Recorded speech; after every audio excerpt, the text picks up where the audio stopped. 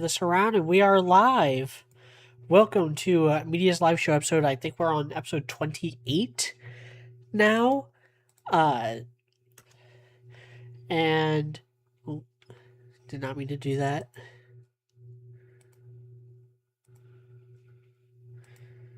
Wrong chat. Boom.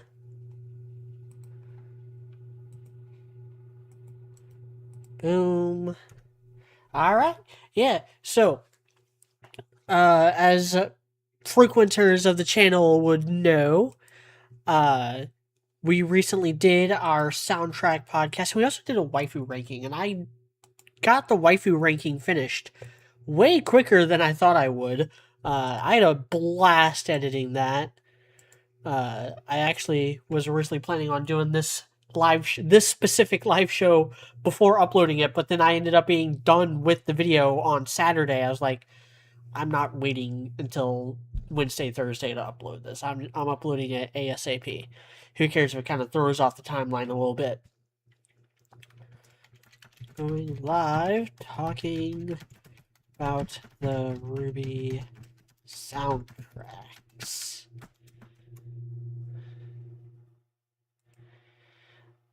All right, so so this live show we're going to basically do my addendum. So for a little bit of context, we did Dude What the Heck and we did 3 podcasts in a row. Talking about the different soundtracks. We did volumes 1, 2, and 3 in the first part, 4, 5, and 6 in the second part, and 7, 8, and 9 in the final part. And at the end of that, I was like, I have a whole list here of the songs, and I ended up just rattling off my top 10, which has actually changed since then. And I said that if I feel like it, I will do a full list as a live show. And that's what this is. But there's two kind of important things that I want to talk about before we get into that. The first is, per usual, My Hero Academia. The new episode, Baku Deku shippers on Suicide Watch. Deku and Uraraka ending up together is all but confirmed. It is confirmed, though, and I might talk about this next week. I think Horikoshi, for as bold of a writer as he is, as bold of an artist as he is, he kind of pussied out when it came to the romance, in my opinion. Like, even though Deku and Uraraka are very clearly getting together at the end, he's not like putting his foot down and being like, and here's their kids, the way that Kishimoto did with Naruto and Hinata, or Kubo did with Ichigo and Orihime. So I had to kind of criticize him for that. We did get the kid that I talked about last week. We got him teased at the end, and they're going to do his whole arc next episode, which I predicted. And then the one thing that is really holding this episode back is that we didn't get to hear Eri sing. Now in the manga, it's just one panel we see in the manga where she's got the microphone, she's doing the shonen cheer jump thing, and Jiro's playing guitar behind her. We do get that scene, but that would have been a perfect opportunity to either have Eri's voice actor sing Hero 2 from season 4, or have her do the ending and montage. Have the whole like last 3 minutes of the episode be a montage set to her singing that song. I think that would have put this episode over the top and made it like worth comparing to some of the prior episodes of the season. The other thing I want to talk about is Dresden Files. I'm on vacation this week, and per usual, I'm trying to catch up on things that I was reading and didn't get a chance to finish because I've just been so busy with everything else. And one of them was Dresden Files. I don't remember what number book it is. I think it's like book 8 or 9. It's Proven Guilty. It's the one where he has to help out Michael's daughter. She discovers that she's a wizard too, and they have to go into the Never Never and fight the fetches, and they're disguised as like various movie monsters. Because that's what people are afraid of, and it's really good. It's probably one of the weaker Dresden File books. It's better than the first two. The first two Dresden File books I would say are probably actually bad. Like I enjoyed them, but the further I get into the series, the more I look back on those first two, especially Full Moon, the second one. I was like, man, Full Moon just kind of pisses me off. Uh, like the more and more I see Jim Butcher improve as a storyteller and as a character creator, uh, the more I end up not liking his older work, which is exactly what you kind of want in an artist. You kind of want them to like start off with like some good ideas that maybe don't work out well or aren't fleshed out the way you want them to, and then you see them like strike that balance and hit those notes a lot better. To the point where they can make weaker ideas more interesting than their better ideas that they had earlier on. And big thing I kind of want to talk about is the reason why I think Proven Guilty is one of the weaker Dresden Files. I actually need to make sure that I have that right. That it is Proven Guilty. I know Proven Guilty is one of them. Look at my Audible. I literally just finished it today. I was like halfway through. I was like halfway through it 6 months ago. Set it down and didn't have time to pick it back up. Yeah, it's Proven Guilty, and it is. Doesn't say what number book it is. Or because I have like all the Dresden File books on Audible.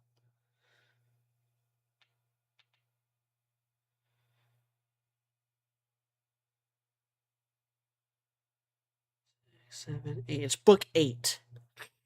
It's book 8 of the Dresden Files. Book 1 is Stormfront. That one's alright, but kind of weak. That's one where like the ideas weak. Like you can clearly tell that Jim Butcher had bigger, better ideas for the series that he was holding out on exploiting for future storylines, which is something I picked up on because that's exactly what I freaking did. Uh, and then book 2 is Full Moon. That's the werewolf one that sucks. It's the weakest book in the series. The Grave Peril. I think that's the one that introduces Michael. And there it's like necromancers. Then Summer Night, that's the Fairy War stuff. That's when the Fairy War stuff starts. Death Masks, that's a good one. That's probably my favorite of the series so far. Like that or Grave Peril are my favorites. Blood Rights is alright. Uh, Deadbeat, if I'm remembering correctly, that one I wasn't into until the very end when they fucking do necromancy on Sue, the Tyrannosaurus skeleton that's in Chicago's Field Museum. That was so mental that I put it over the top for me. And then Proven Guilty. There's a bunch of other books that I just haven't gotten to yet, so I don't have any notes on those. And I might even be mixing up some of the details of those books because it's been a while. It's been a year since I've read any of those. It's been at least a year and a half since I've read Blood Rights. Like I binged through the first like 6 books in the span of like 3 months, about 2-3 years ago.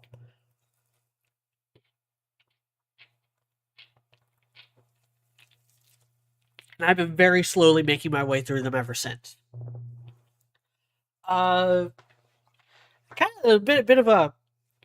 I kind of wanted to use this as an excuse to talk about my books, The Agents of Night Watch, because while the White Council and Dresden Files is not, I repeat, is not at all an inspiration for the Grand Council and the Agents of Night Watch.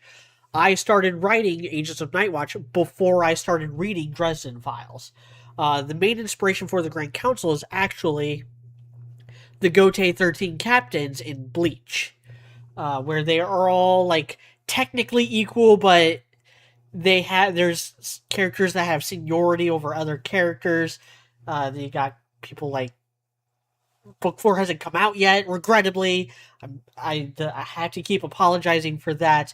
Money just never ended up being right for me to publish book 4, even though it's been ready. It's been ready all year. I just need I just need money. I just need not just money because I'm living fine. Like I'm not hurting for food. I'm not hurting for the bills.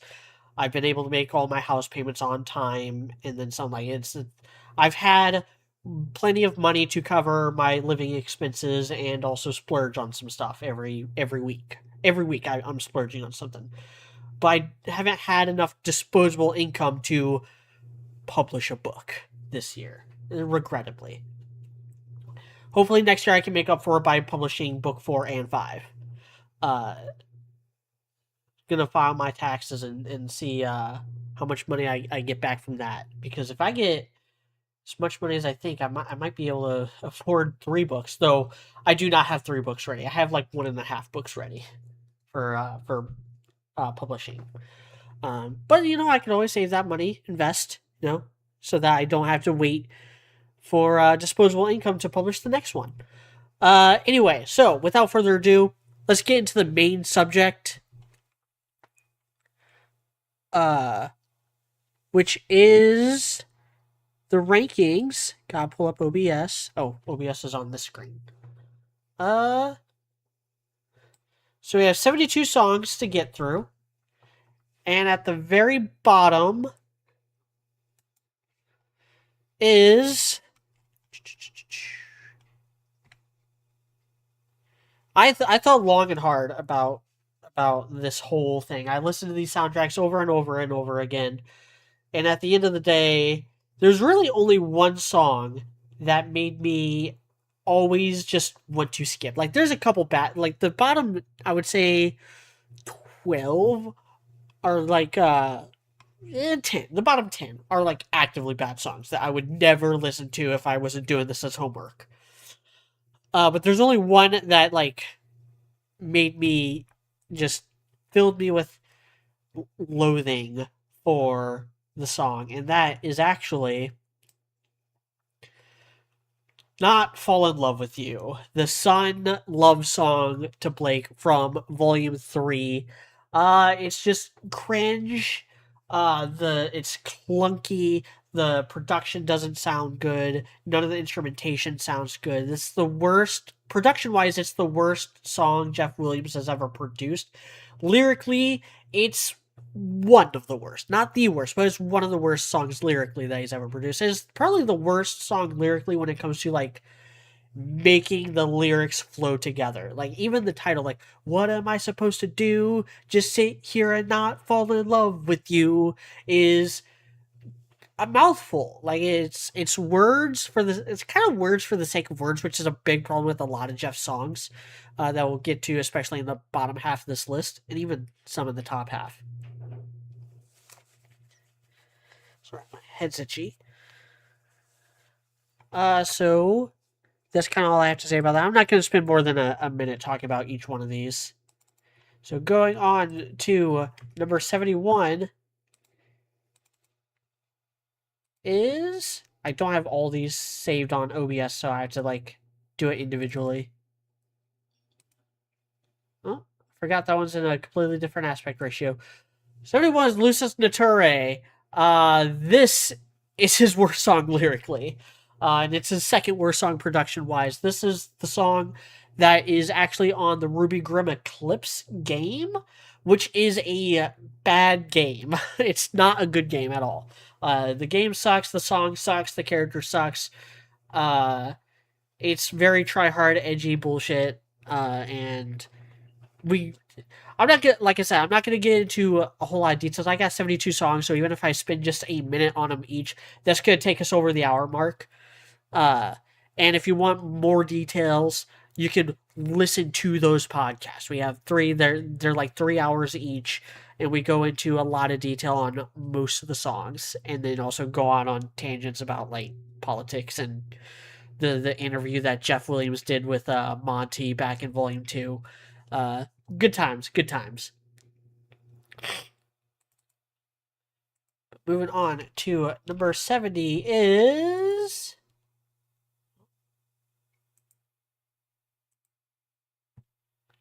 Gotta find it again. It's gotta take a minute almost in between each song.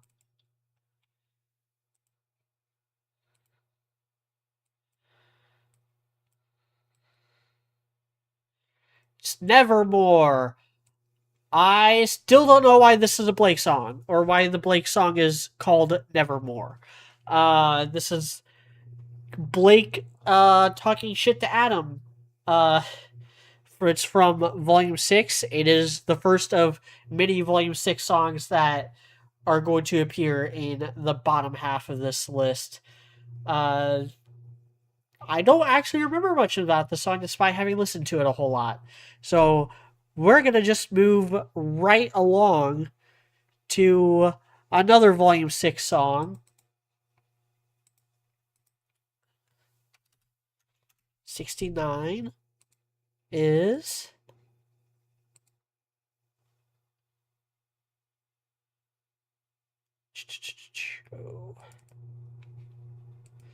One Thing, the Neo versus Cinder song from Volume 6.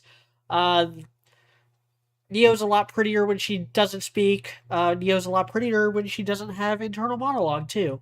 And her this song just further highlights the fact that her entire motivation in Volume 6 makes no sense. Like, why is she taking Roman's death out on Cinder? Like, yeah, it's her plan that didn't work, but like, they knew the risks. Like, what would the difference have been if Ironwood had just been on the ship and just shot him?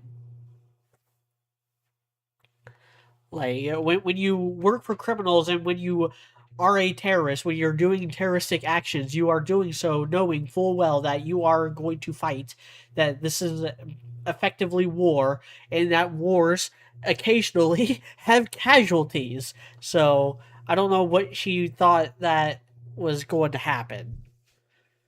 Now, like her hating Ruby, that makes a little more sense. You know, Ruby was at least there when Roman died. But Roman was actually, I mean, not that she knows that he was eaten by a Grim, but still. All right, moving on to 68. We got 3 Volume 6 songs in a row because the next one is.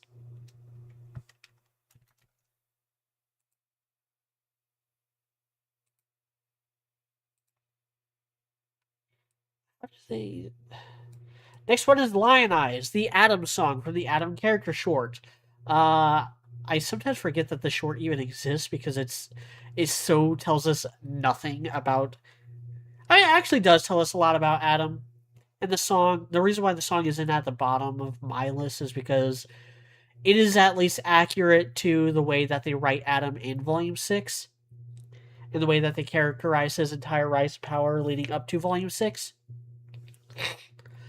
Where uh, every time he would like lash out and be angry, Blake was, and to a lesser extent, Gira, at least Gira at first, and then more so Blake, uh, would like check him on it, but then Sienna come and be like, no, no, he's totally cool and fine, and he's awesome and strong, and we need more people like him. Uh, and that's what caused him to get such a big head, and ultimately led to his downfall, because he got so full of himself that he thought he was the only one who could control the White Fang, and then he lost control, and then he lost his life, and nobody missed him.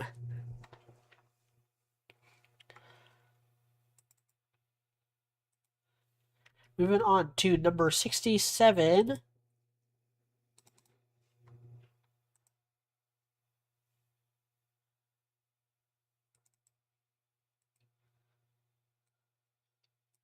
All Things Must Die, the Raven versus Cinder song from Volume 5. Our first Volume 5 song on the list. It just, like, neither of these characters are genocidal, so it's like, what are we even doing here? Like, I don't know exactly what they were trying to accomplish with this song. But it really feels like it's a battle track for the sake of having a battle track, and it's uh, I always gotta double check this, and yeah, it's Well, does one thing count as a battle track? Because it does play during a fight scene. Um, but one thing isn't really about fighting, whereas All Things Must Die is. So All Things Must Die might be the weakest battle track, but again, like one thing might also count as a battle track, and if so, then one thing is weaker. Not by much, but it is weaker. Per my list. So moving on to number 66. Probably I haven't gotten any pushback for my opinion on this in the comments, but I do know a lot of people who like this song. It's Smile, the Ilya song from the Blake Volume 5 character short. Our second Volume 5 song on the list. Um,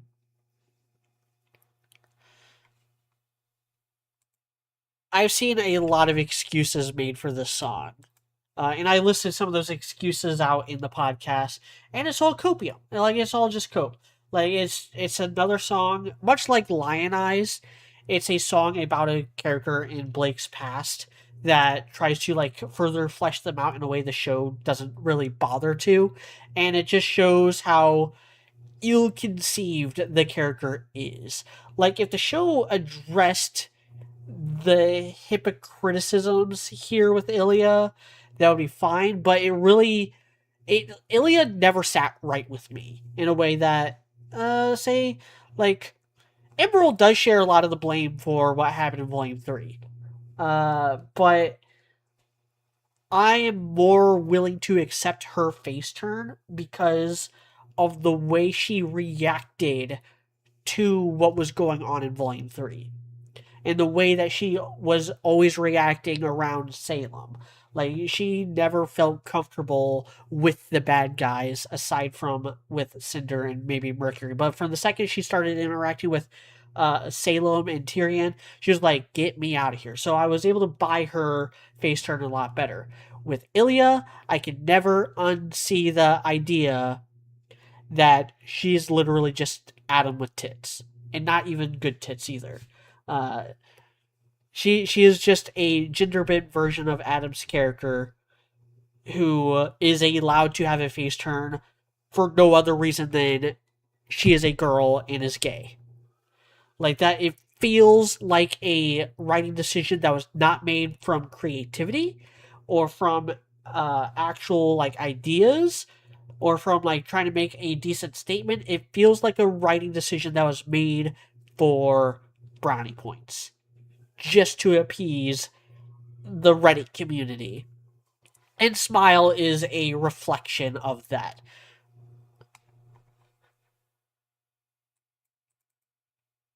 Moving on to 65.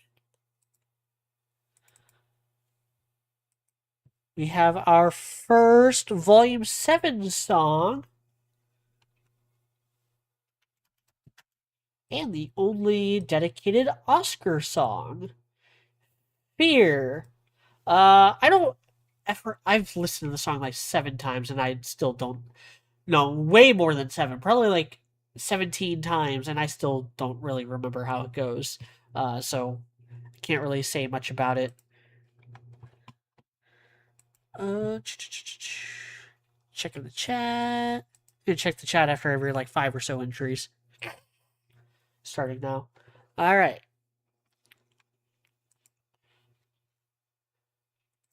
So moving on to number 64.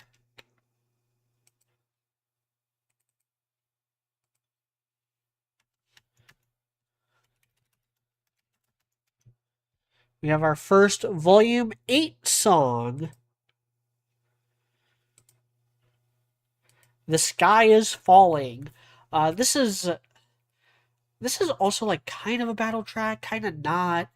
It has kind of the pace and tone of a battle track, but it doesn't play during an actual fight scene. It plays during a chase scene.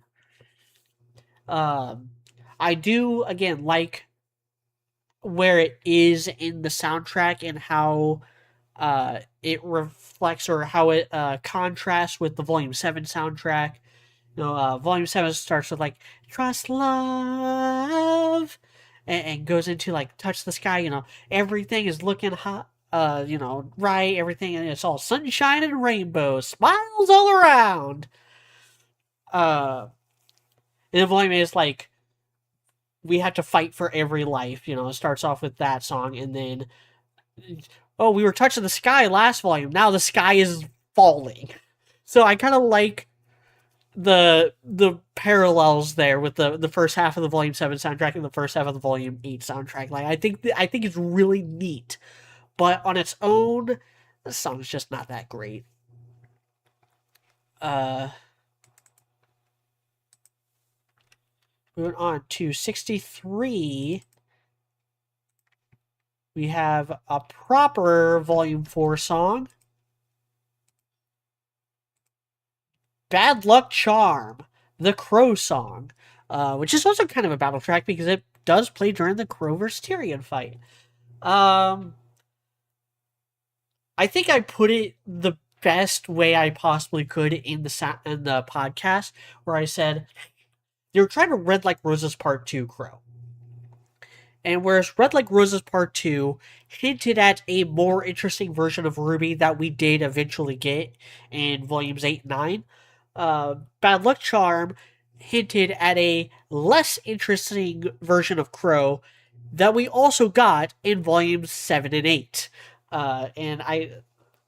There are musical things about this that I like. I like Crow's motif. I like I think Jeff Williams is not a good singer, but I think his style of singing fits this song better than Not Fall in Love with You.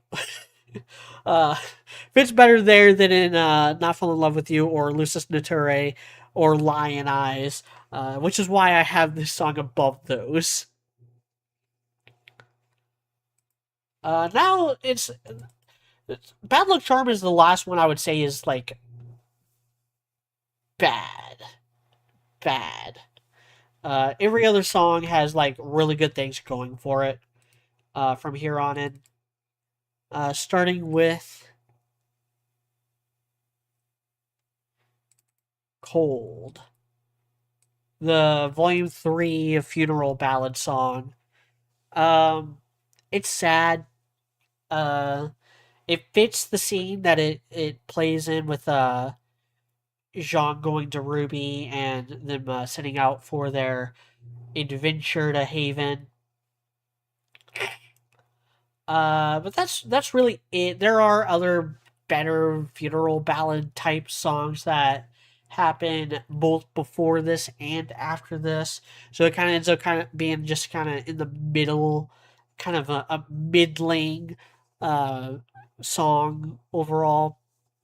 And I can't really give it any real praise when I know Jeff is capable of better.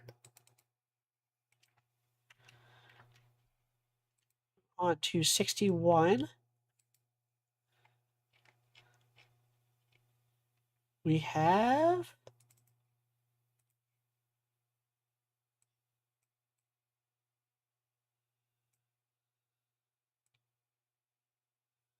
War, the Team RWBY versus Aesop song, another middling battle track. I do like that this one has other vocalists, though their vocals kind of get drowned out because the guest vocalist is not distinct enough from Casey Lee Williams for me. Uh, so yeah, it ends up being kind of an important song for the soundtrack and something that plays for, in my opinion, a very important moment for Team RWBY, which is them striking out on their own and proving that they're some of the best huntsmen alive by beating the Aesops. I don't know what the Aesops were really better. I've done entire videos about how all the power scalers are stupid and wrong about this scene, and that was not a great fight, but it wasn't a great fight because of the way it was structured and the way that it got split up in the way it kind of resolved. But as far as the outcome goes, the outcome was exactly what the story needed. It would make no sense for Team RWBY to be defeated at this point. They've already proven that they're capable. They had already proven that they're more capable than the vast majority of Huntsmen in Volume 5. Like, as much as I hate the Battle of Haven and everything it did, the purpose of the Battle of Haven, it was to prove that Team RWBY and company were on the level where they could actually, like, hold their own against these bad guys who hunt huntsmen and huntresses as their 9 to 5. Like, it was to prove that they are capable of taking on guys like Hazel and Emerald and Mercury and Cinder and Raven, uh, and Adam. Like, remember, Adam was kind of a badass too, or supposed to be a badass too. And yeah, the Aesops are better than the Huntsmen that Team RWBY surpassed, but then there's also like this indiscernible amount of time that happens throughout Volume 7 because we got several montages in Volume 7 show that like they're training every single day with the Aesops in order to like be better. And the one version, the one like actual like feat that we see before this fight is RWBY outrunning Harriet twice in the volume. Once in Volume 7, Episode 3, she outruns Harriet to catch the dust crystal before it explodes. That happens in Episode 3 of Volume 7. So right there, RWBY is already on par, if not already faster than the fastest member of the Aesops. And then she starts training with Harriet. And we see her, I can't remember what episode, I think it's Episode 5, where like they're running circles around each other, and RWBY's on the outside, which means that RWBY has to be going faster in order to stay side by side with Harriet. Because that's how physics work. And yet RWBY is the one that loses her one-on-one fight, which I didn't like that about the fight. But we're not talking about the fights, we're talking about the song, and the song is just kind of meh. I just wanted an excuse to talk about how people are dumb and wrong. Don't know how to pay attention. Yo, Rick's Arts. Glad of you, happy to see you joining us. Alright, next is my biggest guilty pleasure. If you remember the podcast, you know what's coming. It's Big Metal Shoe. The Cordovan song, or the Team RWBY again versus Cordovan song. This song's hilarious. I love how they just cram in as many nursery rhyme lyrics as they can. I listed a bunch of them off during the podcast, and I was cackling the whole time. This is like, even though it's middle of the road for Volume 6, it is, as far as Volume 6 goes, it ended up, you know, when I evaluated it fairly, it is dead center in the Volume 6. Like, I still think it's a better song than Lionize, One Thing, or Nevermore, but it's not as good as Rising, Miracle, Forever Fall, or Indomitable. So I just can't in good conscience say that it is. But it is more fun than any of those songs. Like, I had a much better time listening to this and talking about it than any of those songs.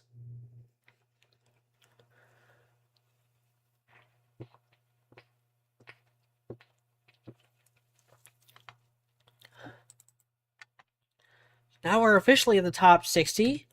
Number 59 is another Volume 8 song.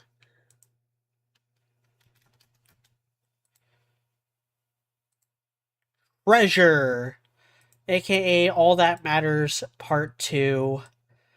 It's a fine lovey-dovey song, I guess, but it still just bums me out that we had a Blake and Yang song in this volume. Like whatever. Like I said in the podcast, whatever. Yeah, they're. I get it. Whatever. I don't care. I don't care. This should have been a gold part two. This we haven't had a gold part two. We haven't had a song about Ruby and Yang since volume one. We've had songs. We haven't actually had a Weiss and Blake song since volume one either. I don't think we've ever had a Weiss and Yang song. And we certainly haven't had a Ruby Blake song. But we've had a Crow Blake song, which makes no sense. There's just a lot of dynamics and stuff that you would think that they would want to exploit for songs, but no, we gotta have like 5 freaking Blake and Yang songs, and this is the weakest. This is the weakest of the Blake and Yang songs. Uh, it is, as you can tell by the fact that this is the first time we're talking about Blake and Yang songs.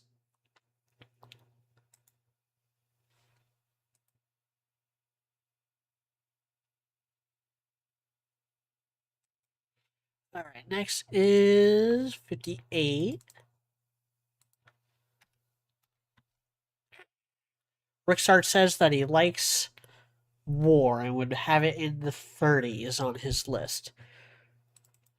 Fair. Like, I'm not gonna like. There's very few songs that I would actually judge you on. Like my top like 10 and my bottom 10 are ones that I'm like real. If you don't have them, if you don't have my top 10 high, and if you don't have my top or bottom 5 10, blah, blah, blah, my bottom 10 low, then I would question your judgment. But everything else, like there's anything between like number like 62 to like 20, from 62 to about 23, I would say. You can have them in any order. I don't care. Like they're all kind of equivalent quality in my opinion. But number 58 is Forever Fall. The second, third, the third Jean Mrs. Pyrrha song. We got 3 of these goddamn songs. In as many, well, no, not in as many volumes. There wasn't one in volume 5. But we got one in volume 3, we got one in volume 4, then we got one in volume 6. Luckily, we haven't had one since then.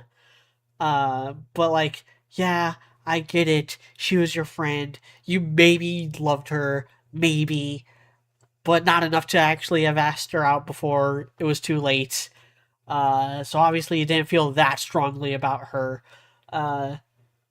before she died. And yeah, I miss her too. She's an S-class waifu. I would have loved to see how her character would have progressed had she been around and had she been a continuous part of the squad, helping Ruby out along the way as well. Like, I would have liked to see more of her dynamic with Weiss fleshed out. I would have liked to see her dynamic with Nora fleshed out a lot more. So many just wasted opportunities because a character died so early, but like the show is for the better for it because the show got a lot more interesting because of her death. Um, so I can't really put that much stock in it, but this is fine. It is the song that kind of like shows that Jean is getting closer or closure for Pure Death, which is why we haven't had a Pure song since then, and why after this moment in Volume 6, Jean doesn't bring Pyrrha up. And I think that's interesting. Like, I think it's interesting that in Volume 9, Jean is more hung up on Penny than he is on Pyrrha. And also in Volume 9, Ruby is more hung up on Pyrrha than Jean is. Because Pyrrha is a big part of the mental torture that Neo puts Ruby through with having or making the illusion of Pyrrha say like I was the best and brightest and I died sacrificing myself to protect my friends like you and what did I like it's so it hurts so bad. Love that scene. Love Volume 9. Uh but yeah, it's the Volume 6's songs are just weak sauce. Even the good ones are just kind of weak. And this is one of them. This is my 1, 2, 3, 4. It's my fifth worst slash fourth best Volume 6 song, which means it's the most middling. This and Big Metal Shoe are the most middling, and Big Metal Shoe is a lot more interesting than Foreverfall. It's just also a lot more cringe. Number 57 is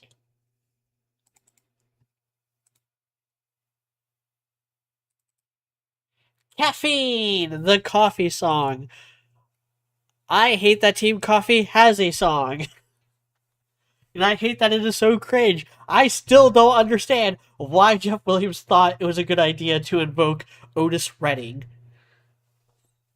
Uh, I always make the sitting on the dock by the bay, because that is my favorite Otis Redding song. But he did do the original version of Hard to Handle, which is the song that actually gets referenced. Cause mama, I'm so hard to handle now this around. Everyone knows the Black Crowes version of that song, like. Hey little thing, would you like my Kindle? Cause mama, I'm so hard to handle now this around.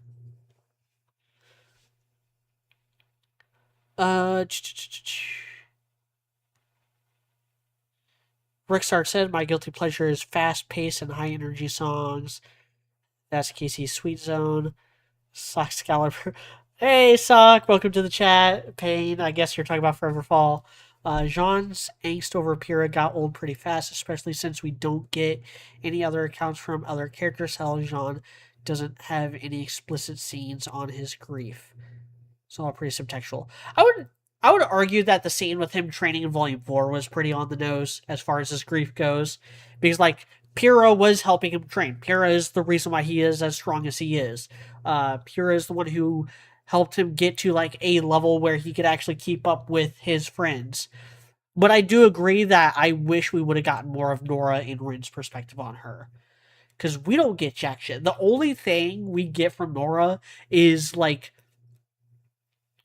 the fact that her Mistral outfit has, like, the slash through the heart. Like, that's the biggest indicator that we get of, like, how Nora is feeling about Pyrrha.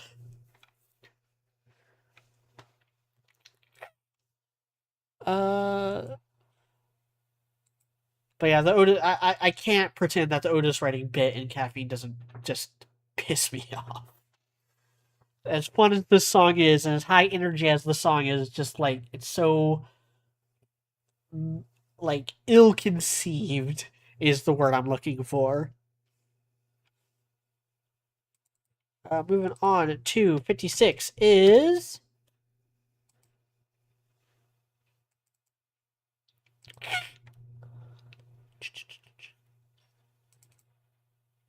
Die, the Volume 2 battle song. And this is a pure battle song because I don't think it relates to anything that happens in the show or any of the characters. It's just time to die.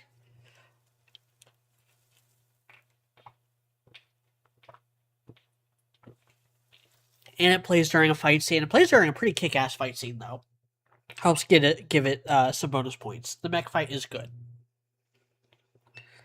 But that's 2 Volume 2 songs in a row. That's actually, Caffeine was the first Volume 2 song we talked about, and this is the second Volume 2 song.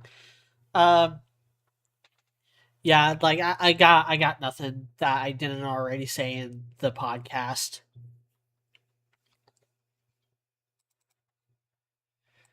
So, moving right along to number 55, we have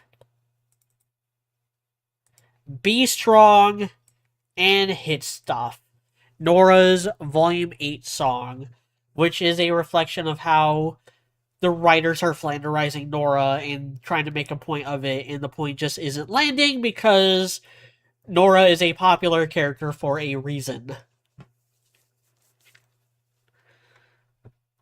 Dude has ranted about this on damn near every single occasion he's had the opportunity to, so he feels a lot more strongly about it than I do. I think he had this at the bottom of his Volume 8 ranking. Uh, it's just another kind of clunky song, another ill-conceived song that is unfortunately pinned to one of the worst writing decisions, at least in Volume 8. It's probably the worst writing decision in Volume 8, which would make it one of the worst writing decisions in the entire series, which is the whole flanderization of Nora.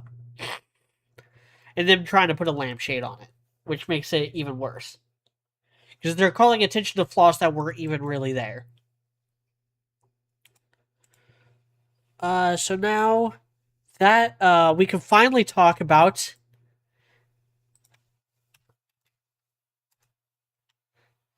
number 54, which is our first Volume 1 song from Shadows. The Blake trailer song.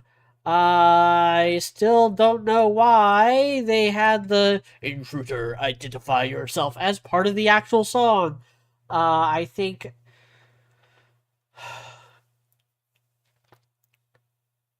Should I save this for my short or not?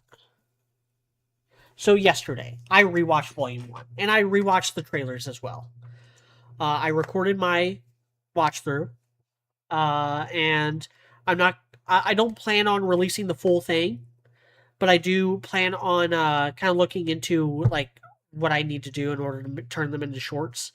And one of the shorts I'm going to bring up is the fact that Blake does not stand on her own ever. All of her big fights, she gets help. All of her songs end up becoming duets. Like From Shadows is supposed to be the main Blake song, and yet you get Jeff Williams singing Adam's parts. So they would like let's just kind of like off the top of my head remember some of the other Blake songs. Smile was for the Blake character short. That's what it was called, the Blake character short. But it's an Ilya song. All That Matters is about Yang. You have a bunch of you have All That Matters, Treasure, Worthy, Bumblebee. Those are all Blake and Yang songs. Then you also have like Morning Follows Night, which is a song about her and son. And then This Time, which is a song about her and her father. Blake has no solo songs. Blake has no solo songs. She has no solo fights. She is a character who is entire characterization is being reliant on other people, and they don't do anything with that. It is something I literally just realized while we were actually doing the soundtrack while I was editing the final soundtrack podcast, and it was when I was doing the part about Checkmate, because Checkmate is a Team RWBY song, and I realized while I was editing that, they're like, wait, is Blake is the only character who doesn't have a solo song. Just to put that in perspective, what am I supposed to do? Just sit here and not fall in love with you? That's a Sun solo song. Friend is about RWBY, but it is specifically a Penny song. Cinder has solo songs. Even like Ironwood, he has Hero as his solo song. Bad Luck Charm, Crow has a solo song. I'm actually just gonna go through some of these. Some of the ones I've already gone through.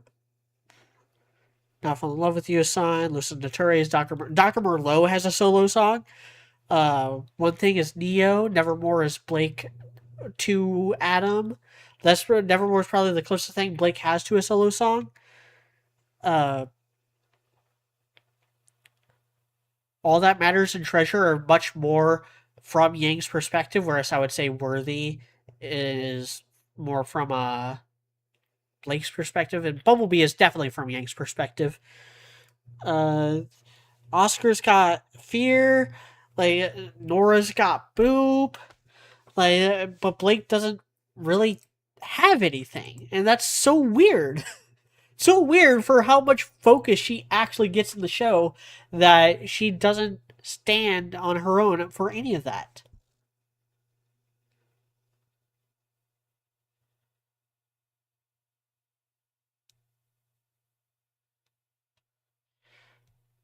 uh, Rick Starks did bring up the Blake versus Torchwick on the train, but that was a showcase. That fight was more or less a showcase for her new Dust clones, which she only got because of Weiss. Like Weiss gave her the clip that allowed her to do that. Um, so that was also a moment of like Blake and Weiss working together, even though they weren't like side by side, they were still helping each other out. Which I like. I think that's neat. I think that's really neat. I think that speaks volumes to how much Weiss and Blake have grown together and how much they trust each other at that point. Especially compared to where they were at that same point in Volume 1. It's neat. Very neat. Speaking of neat and also Blake and Weiss together, 53 is the song that Dude What the Heck forgot existed. Wings, the monochrome song. I miss the ship being viable. It's so weird that Blake gets actively shipped with so many characters in the show.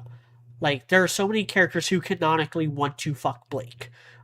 Sun, Adam, Ilya, Yang, that's 4 people. And yeah, that doesn't seem like a whole lot, but when you consider that the only people who want to fuck Weiss are Jean and Neptune, and the only people who want to fuck Yang are Blake and nobody else, and literally nobody has that kind of attraction to Ruby except maybe Penny.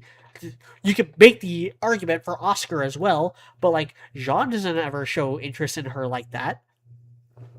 And then even outside of the more explicit stuff, like Blake also gets shipped a lot with Weiss and with Ruby and so on and so forth. And it's so weird because Blake's just not that interesting. I don't know why all these people want to fuck her.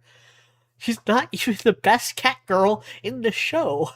Meanwhile, Weiss pairs perfectly with everybody because she's such a cool character who is so sweet deep down that I could see her being happy so long as whoever she ends up with makes her happy. Like it's she has a lot of love in her heart, or a lot of room in her cold dead heart for love. Um, and I miss monochrome. I wish more people would draw monochrome art. I wish more people would write monochrome fanfics because there's so much comedic and angsty potential with these two that neither the show nor the fandom seem all that interested in exploiting. And yes, I could do it myself, but I'm a very busy person.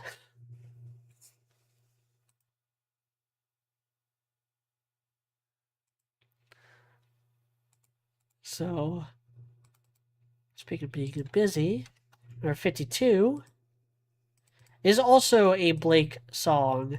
It's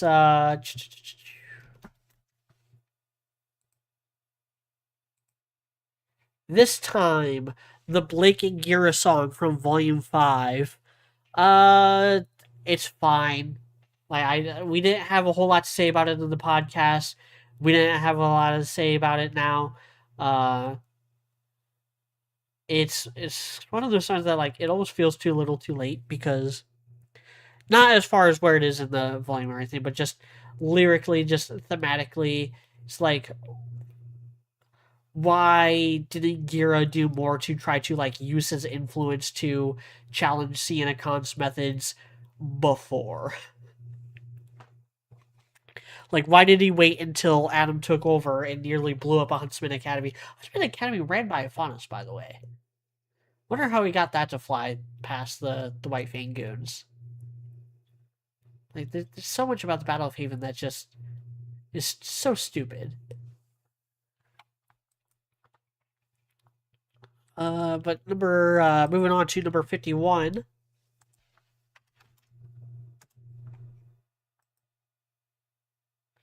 We got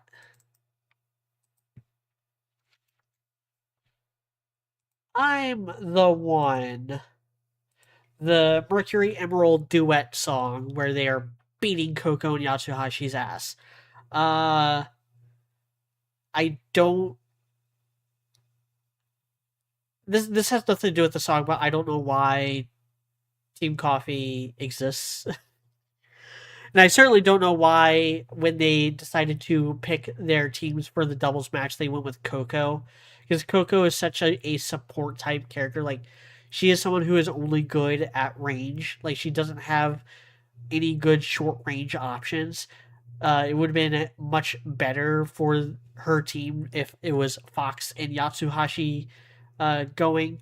Because then, because Fox's semblance, none of their semblances are actively revealed in the show. This is all from the book. Like, Fox's semblance is like telepathy, so like he can keep in contact with Yatsuhashi, and between that and being blind, he would actually be the best counter for Emerald. In fact, I think if they went with Coco or with Yatsuhashi and Fox, Cinder wouldn't have had Mercury and Emerald go up against them because she was controlling the matchup, so she would have.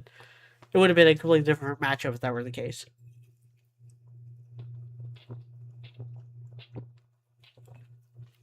And then maybe one of them would have went to the singles round. No, it would be a whole different ball game.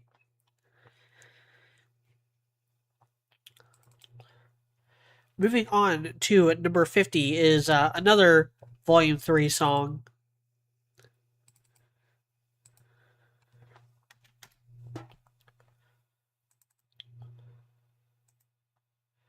It's My Turn. The weakest of the Weiss solo songs, and it's the Weiss solo song that people forget is a Weiss solo song, mostly because it's also a battle track. It's the song that plays during the RWBY versus Auburn fight at the start of Volume 3. And so it kind of gets like lost in the shuffle. Like, oh my god, I can't believe RWBY's back. It was a very long hiatus, the second longest hiatus in the show's history, um, and the longest up to that point, and the longest up until now. Like the pause between volumes 9 and 10 are now the longest. Gonna read the comments after this one, but yeah, this is the weakest Weiss song. It just doesn't where it is in the soundtrack and where it is in the volume does not line up with where Weiss is at this point in the volume. Like this really should have been after Mirror Mirror Part 2, either on the soundtrack or in the volume. Because there's a reason why all the Weiss song compilation, or why a lot of the Weiss song compilations leave this song off. Because it just doesn't really fit the vibe of Mirror Mirror and the songs like it. So I can't rate it very highly.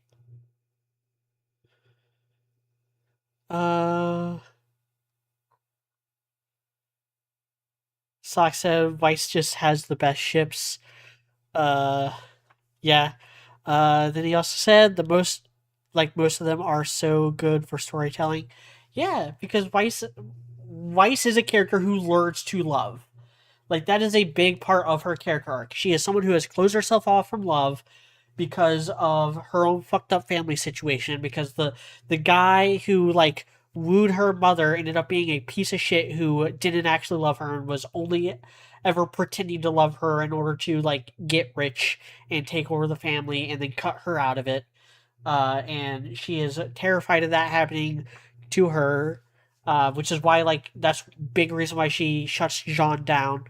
As she says in volume 2, like, all my life people have only cared about my name, and throughout the first couple volumes she realizes that like these people really do like her, these people really do love her, that she is not just loved, that she is worthy of love, and that she is going to have to fight to maintain that love and keep people from being taken from her, and prevent herself from being taken away from them. Like, that's the impetus of her character arc for the first 4 volumes. Like, again, I wish we would have gotten more with her and Pyrrha and more of her reaction to Pyrrha's death, because her and Pyrrha seem to have, like I said, I just rewatched Volume 1 yesterday. Her and Pyrrha clearly have some kind of history. Like, maybe Weiss performed at the Mistral Regional Tournament's halftime show. Like, maybe the Mistral Regional Tournament is like the Super Bowl, and Weiss performed there and met Pyrrha and all the other combatants at that time. Who knows?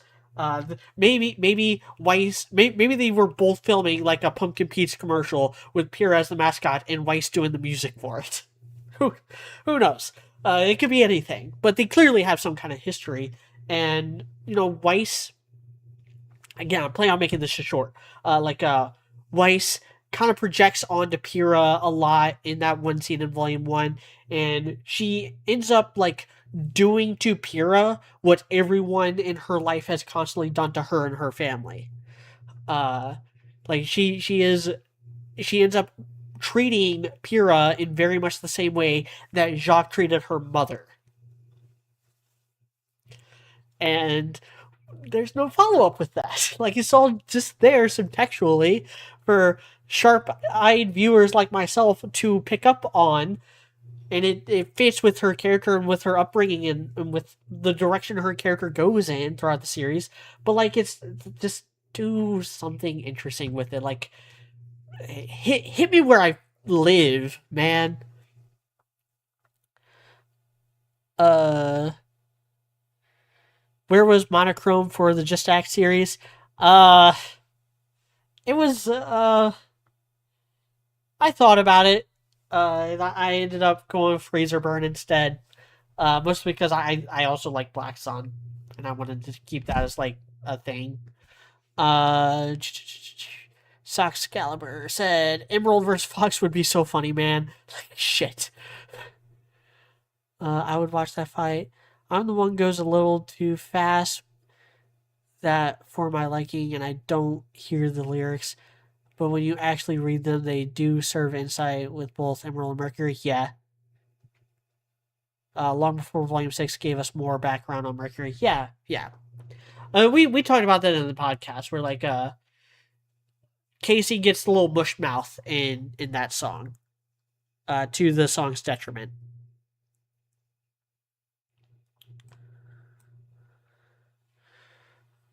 So I can talk about this girl all day. She's so good. She's so precious. I joke, but I like you went with Black Sun. I was starved for Eclipse content back then. I just, especially when I decided that in the Just Act series that RWBY would get pregnant and would also name her kid Citrine. That's kind of like what sealed the deal for me. Um, because like in RWBY Beyond, like I write the characters very differently in RWBY Beyond versus Just Act, but the relationships are similar because like in RWBY Beyond, Weiss also has a fling with Yang.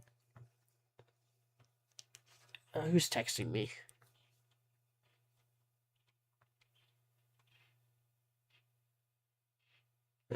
Work. So, like, Weiss and Yang did bang in the time span between RWBY on Veil and RWBY on War. Like, they were in a relationship. And I just made that relationship work out in Just Act, whereas it didn't in RWBY Beyond. I like Freezer Burn a lot, but the Sun and White Ship kind of grew on me. They don't even interact outside of Volume 1. Such a crack ship. Like, no, I don't think Weiss actually likes Sun very much.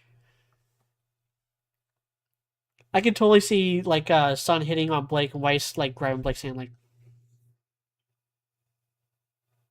like giving Sun the side eye.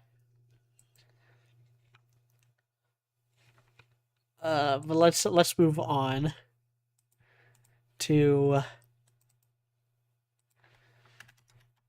now we're in the number 49 is another Volume 6 song. One I did get some flack for not having very nice things to say. Indomitable.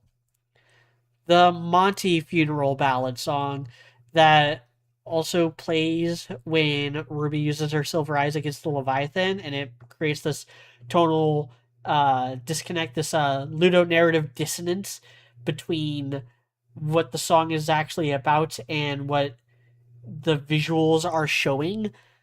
Uh, yeah, I feel bad for not liking it more than I do. I still feel bad for not liking it more than I do, and I think that I don't think anything's going to change that. So moving right along to number 48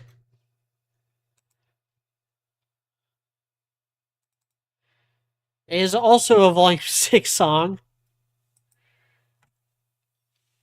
We're almost out of Volume 6 songs, by the way. Miracle, the song that plays during the train scene. It's kind of a Ruby Crow song. I would say more of a Crow song. Like it fits his kind of like motif and his themes, his like narrative themes, especially in Volume 6 with like because they need a miracle at this point. Like even though things are kind of looking up for them at the start of Volume 6, there's that looming threat like Salem and her being immortal that is putting a damper on everything they do and everything Crow's done his entire life. Like Ruby is still young. She's 16-ish in Volume 6. 16, 17. We don't really know. Um, because the timelines create plot holes, apparently. Uh, so like, she hasn't ruined much of her life chasing this dream, chasing this miracle the way that Crow has. Uh, it's a neat dynamic. I like the piano riff, the do do do do do do. Uh, do do do do do do do do do do. It's neat.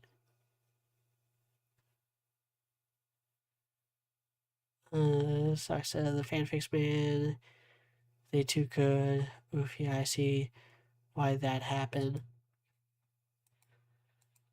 But all right, next is back to volume 1 for pair of songs. 47 is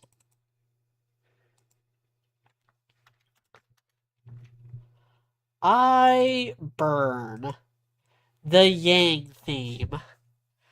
This is literally just about how Yang is a badass and will beat you up. Uh, it's so weird. Again, just rewatch Volume 1, just rewatch the yellow trailer. It's so weird how much they try to like tease deeper things going on with Yang in the story, and then it's not reflected in the songs at all. It's like the opposite of literally every other character. Like every other character, it's like whatever, they seem simple, and then you listen to the songs like, ooh, there's something more going on here. There's something more going on with Ruby and with Weiss and with Blake and um, who else gets a song in Volume 1? I think that's it. I don't think any of the Juniper people get songs in Volume 1. But then Yang is like they have the stuff with the her looking for someone in the yellow trailer. Her like I have many names, but you can call me Sir. The her little look that she gets when Weiss says the innocent never run. But then all of her songs are just about like she punches things hard. That's the basis of all of her solo songs. I punch things hard, and I'm very angsty about my mom and also my cat girlfriend. That those are Yang's too. Oh, and I guess I'm a big protective older sister. The one time I am. Uh, like I made the joke in the podcast that Yang has two character traits in Volume 1. She loves Ruby, and she loves fighting.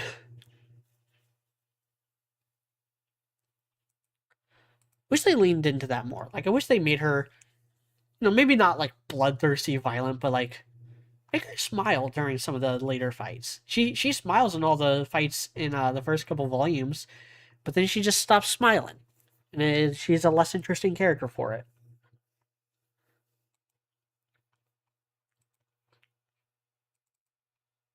Moving on to number 46 is a song that was my least favorite in Volume 1 for a long time. But then as the show went on, and especially with Volume 9, I May Fall grew on me. It took a long, long time for this to grow on me, but it did eventually grow on me, and it did finally click for me fairly recently. Um, and this is kind of, it's a RWBY song, but it's also, it's, I think, much more indicative of the direction that the show ended up taking than what I thought initially. And apparently a lot of other people picked up on that, and maybe it's because someone on the staff was like very honest about like, yeah, I May Fall is going to end up being like the anthem for RWBY as a whole, for Team RWBY as a whole. um that's, they fell into the ever after, and uh yeah, it just, especially in a post volume 8 world, I May Fall hits quite a bit different. Rickstar said I kind of like Miracle. I think it should have played during a different fight where things were more hopeless. I'd say the apathy fits the song, but I don't see it fitting within the actual situation. Apparently, Sock's mad that I had I Burn so low. I Burn was the first song I heard from RWBY. I heard it from Yang's Death Battle episode and listened to it a bunch before I finally watched the show. Yeah, that tracks. I know quite a few people who got into RWBY through the Death Battle. So weird. As someone who was already into RWBY by that point. Now, moving on to 45, we can finally talk about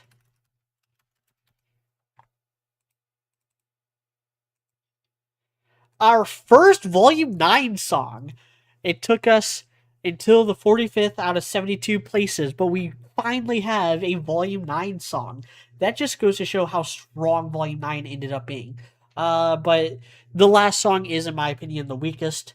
It was not my opinion when we recorded that podcast. It was while editing that podcast, re-listening to the songs, and getting ready to do this, that I realized that there's one song in particular, which I had at the bottom of Volume 9, that I did not give enough credit to.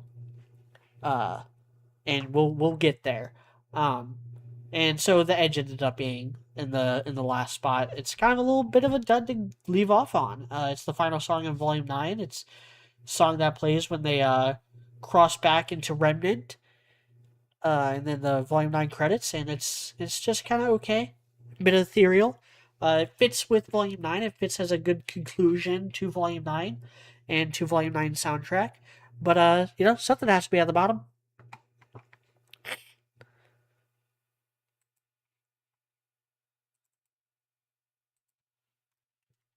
Moving back into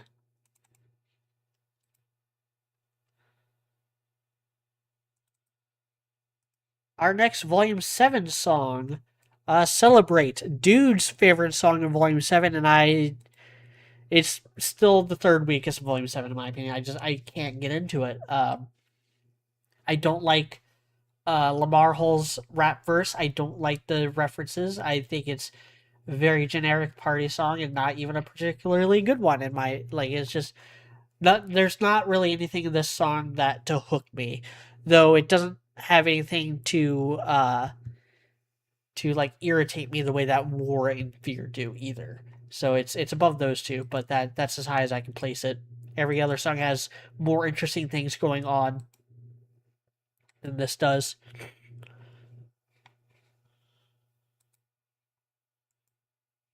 Including number 43 is also from Volume 7. And it is Until the End, which, while I was, as I said in the podcast, when I was first listening to the song all the way through, I was sure that this would end up being at the bottom of the Volume 7 list. And then it got to the lyrics that are very explicitly about summer, and it gutted me. It gutted me so hard that rocketed up like 15, 20 places. 'Cause it would have been like if not for those couple lines, it would have been like number 60. It would number like 66, 67 on this list. But it rocketed all the way up to 43 just because I love the story of Ruby and Summer. I love their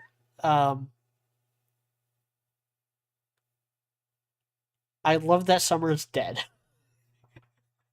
There's no easy way to put that. I love how impactful Summer's death is, and I love again. Just rewatched. I sound like broke record, but I just rewatched all of Volume One, including the trailers. Literally, the first establishing shot of the series is of Summer Rose's memorial, with the Summer Rose, thus kindly I scatter. Um, like that's so important to everything in the show. The vibe, the setting, the characters, the stakes, the drama, the emotional core of this entire series is Ruby and Summer. Like, it's actually, in my opinion, one of the best uses of the haunting the narrative trope, mostly because of how little the show actually calls attention to it. Like, it calls a lot of attention to it in Volume 9, especially towards the end, but, like, it's been there the whole time. It's been there since literally the first seconds of the Red trailer. And it's just been looming over this entire series. The most popular fight is the Players and Pieces fight, which has the song about Ruby and Summer's relationship. Then you have other songs like Until the End, All Our Day. Like, you have all this build up and stuff, and every time Summer gets brought up, you see Ruby reacting in a way she doesn't react to anything else. And it kills her a little bit. And it kills me looking at her suffering, trying to follow her mother's footsteps, while also slowly realizing that following her mother's footsteps and being a good person means dying young.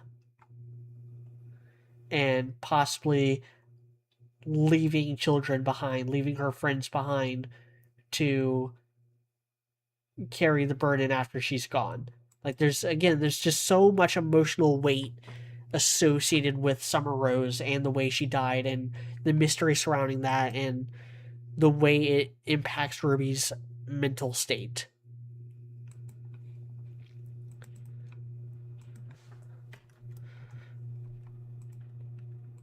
But enough about being such a downer. Where is it? Do I not have it in this folder? Don't. Is it in the Volume 4 folder?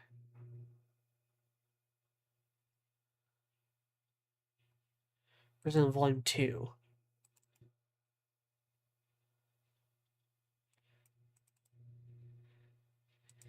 '42 is Bumblebee.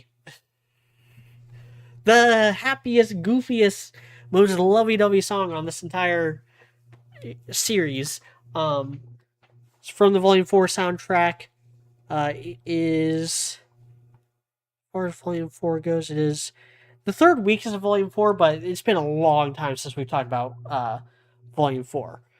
We've only talked about two other Volume 4 songs, and they're both in the, like, between 72 and 62. They're both in the bottom 10. Bumblebee is fun. It is a bop. I had you put it up several spots when Dude What the Heck explained to me the Purdy beat and that reference and how it's a much deeper cut than Otis Redding. Which means it's more worthy of my respect than the Otis Redding bit in Caffeine. And also, just it fits the song. Like, this is a goofy, lovey-dovey song about how much Yang wants to sit on Blake's face. Like, it's just, they are so gay. Yang is so gay. Like, Yang is canonically bisexual, and I know Blake is canonically bisexual now too, but, like, Yang likes Blake more than Blake likes Yang. Like that's like I know couples argue about this a whole lot, or at least they do in fiction. Fictional couples argue about like, oh, I love you more. No, I love you more. But like with Blake and Yang, it's pretty definitive that Yang is way more into Blake than Blake is into Yang. Blake just kind of begrudgingly accepts the fact that she is Yang's girlfriend now. Like Yang wants her so bad, and there's so many like euphemisms that are like, that's kind of dirty. Uh, like Yang wants to eat that pussy. Uh, but number 41 is also a Volume 4 Yang song. Get back to that folder. Where'd it go? Armed and Ready, a better version of I Burn, with a equally cringy rap verse that brings it down. Um, this one is a lot more like angsty than I Burn, and it feels a lot better because of that. Because it feels like Yang is. This is the song where Yang is finally ready to like step back into the fight and go to like save the people she loves, or help the people she loves, and is like not going to be dragged down by her injury anymore. And that is a very cathartic thing to make a song about. It's very emotionally cathartic. It's very narratively important. It's just a shame that the last minute of it has to be about Junior for some reason. You know, a character who has never been relevant. Like he was in the Yellow trailer and had a scene in Volume 2, but that's it. Like the rap verse in this just bothers me. It bothers me a lot. I try to not let it bother me, but I just can't get over it. So now we're getting into the top 40. The hits, the actual hits.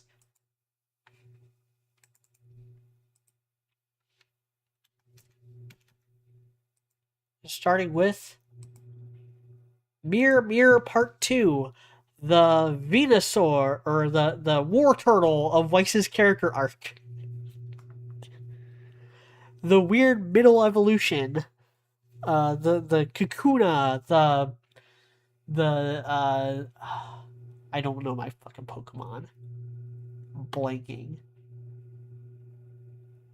What did Totodile evolve into? Not, is it for alligator, or is for alligator the original, the final evolution? Crocodile? I don't know enough about Pokemon. It's been literal decades since I've watched the anime, and I never played the games. Um, so I'll just go with like this is the War Turtle. This is the War Turtle of Vice songs. Like it's not as artfully simple and iconic as Squirtle or aka Mirror Mirror Part 1, and it's not as much of unstoppable badass powerhouse as This Life Is Mine, aka Blastoise. It's just kind of there. But a white song that's just kind of there is still better than any Yang song, really, or most Yang songs, or most Blake songs. Uh, but this is the moment where like Weiss is finally realizing what she has to become in order to get out from under her father's thumb and truly like take things into her own hands and become the kind of person that she wants to be. Thank you, Sock. Totodile, Crocodile, and then for Alligator. See, I watched Johto League Journeys. It's just been like 20 something years since I watched Johto League Journeys. Uh, But yeah, like this is obviously it's not my least favorite White song because It's My Turn is technically a White song, but of the like Mirror Mirror saga, this is the weakest of the four. This is the weakest of the four Mirror Mirror songs.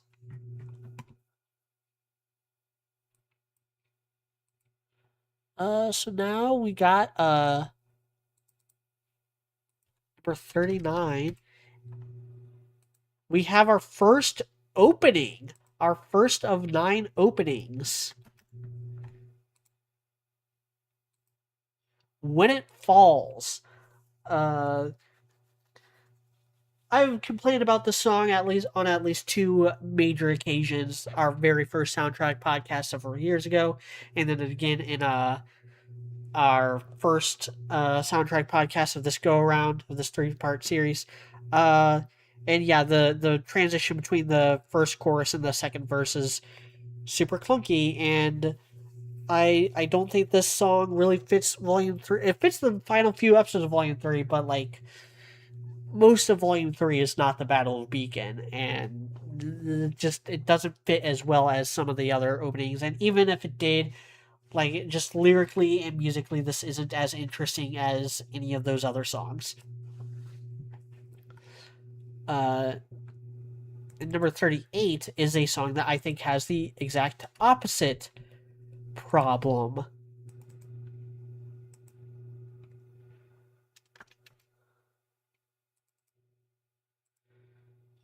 We got another Volume 9 song in the 38 spot, Chatterbox.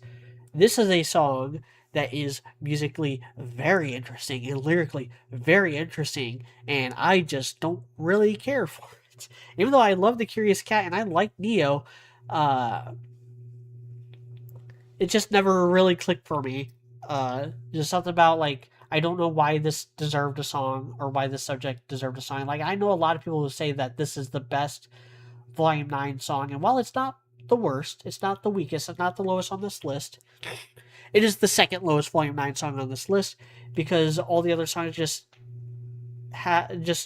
are about things that I find even more interesting than anything that the Curious Cat had going on. Like I said, Curious Cat was in my top 10 favorite characters uh, for RWBY overall. Uh, but like maybe if the song was from his perspective or had a more clear idea of like whose perspective it was from, because it's kind of Neo, I guess. But like Neo doesn't have any real interactions with the Curious Cat. She just kind of meets him, swats him around, and then gets possessed by him. Uh, and then kills him in the end by summoning a bunch of Jabberwockers as vengeance for like taking over her body. But like they don't have an interesting dynamic, is what I'm saying. Like the Curious Cat has a very interesting dynamic with John and with Ruby and with even Blake and even with Weiss. He has an interesting dynamic, um, but not so much with Neo. And so I don't. I think with a rewrite, this could have been like a top 10 song. As it stands, it's kind of there.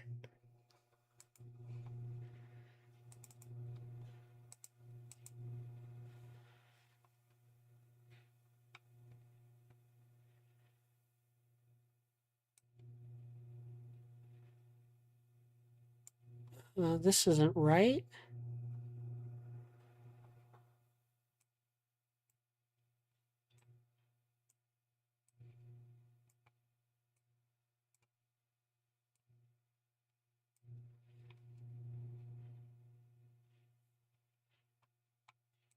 The wrong thing there. I added on there twice.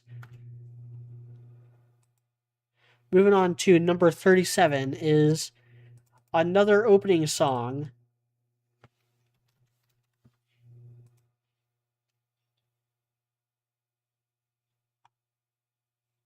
No.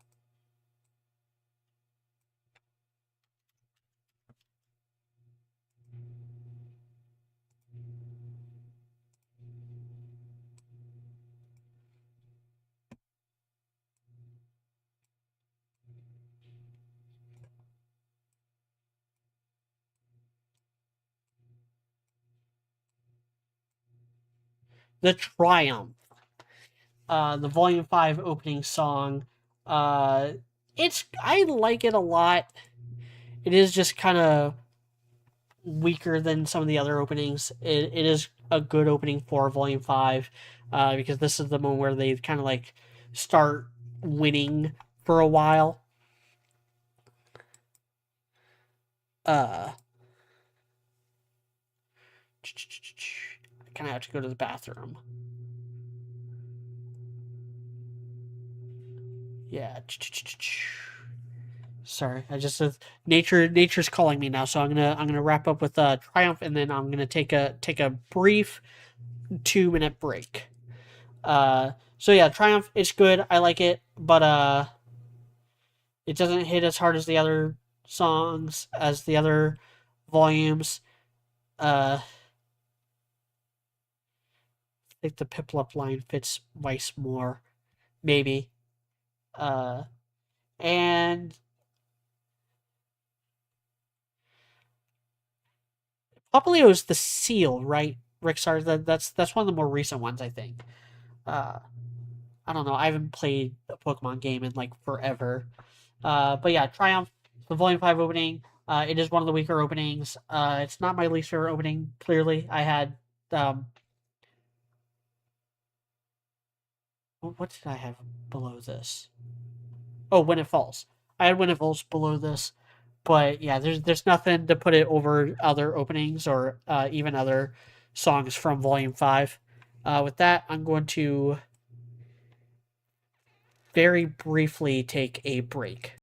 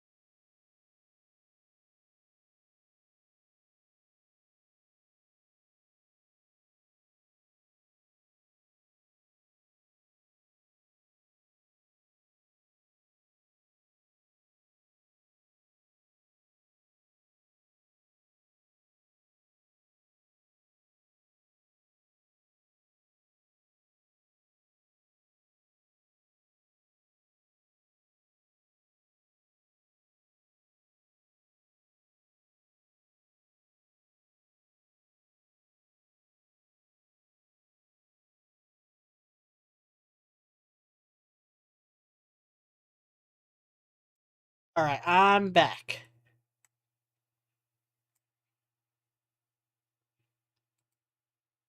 So, Triumph probably would hit more if Volume 5 was a better season. Yeah, seriously, the song hyped me up for a season and it was wasted.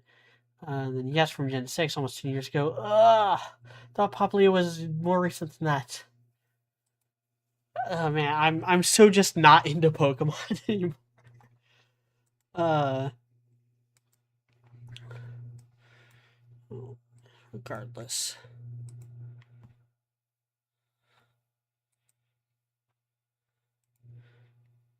So the next is also an opening. So number 36.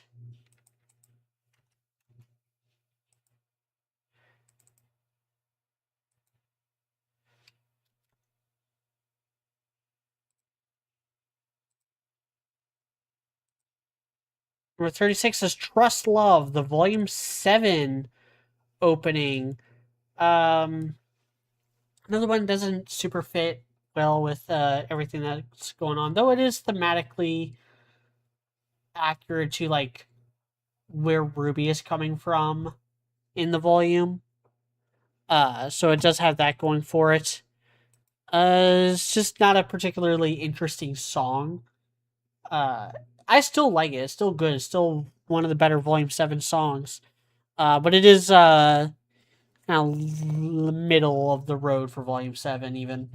Uh, and also middle of the road. Fact. 72 songs. Yeah. This is exactly the middle. We are exactly halfway there.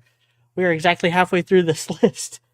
So, of course, this is the most middling one because it is in the middle.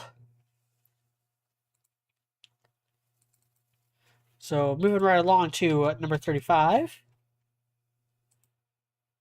We have another Volume 7 song.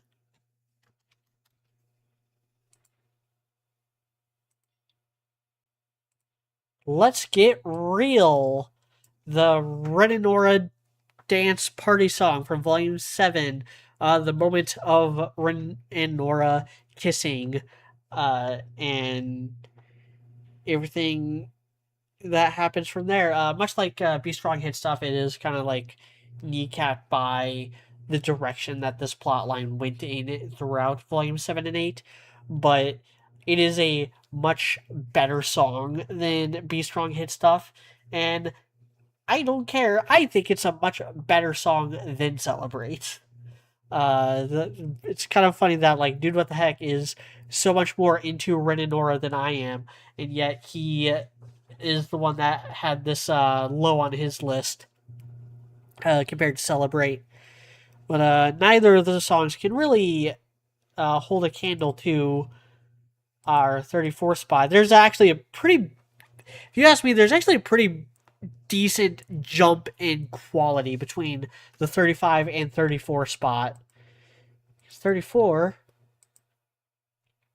back to the nostalgia with Volume 2 and Shine, the Juniper dance song, the Juniper theme song, according to the people who call the shots for this show.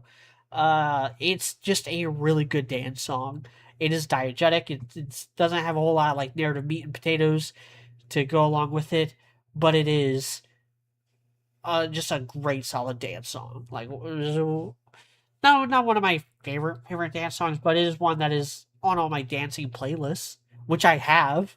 Like I like dance music. I like my favorite Michael Jackson album is Off the Wall. That's the kind of person I am.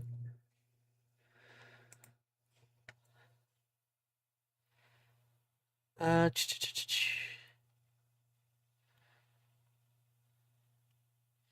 Titan X Executor says, "Greetings, organisms. How is everyone doing? I am doing good. Uh,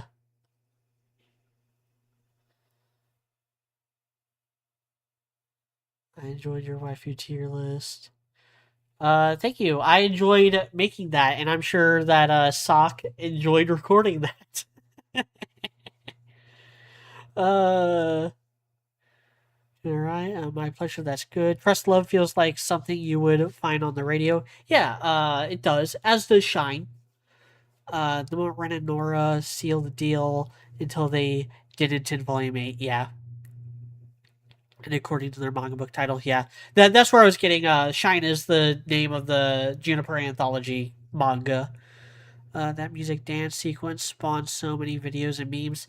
Yeah, well, so many of them were made by Monty because I remember, like I don't even think Volume 2 is done yet, and like Monty made a bunch of shorts on like Vine because Vine was still a thing back then, of different combinations of characters dancing. Like he had, I remember there's one with it was Ironwood Penny and two Atlesian soldiers doing the dance. There's one with a bunch of Grimm, or like a Beowulf and Ursa, um, or like two Beowulfs and two Ursa doing the dance. There's one with the villains. I think it was Cinder, Neo, or Cinder, Torchwick, Emerald, and Mercury. I think there's one where it was Adam, the White Fang Lieutenant, and like two White Fang goons. There's one I think of Team Ruby doing like there's he basically slapped on a bunch of different models from Volume 2 onto this rig and had them all dance into it. It was really good. Highly recommend finding them if you can. All right, but next is put that back there. We got another Volume 2 song already. Number 33 also starts with an S.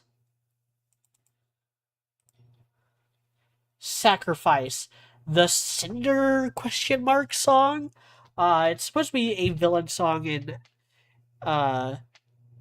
everyone always assumes that it's Cinder, although lyrically, and now that we know more of what Cinder's deal is and more of what other characters' deals are, this feels more like a Raven song to me now.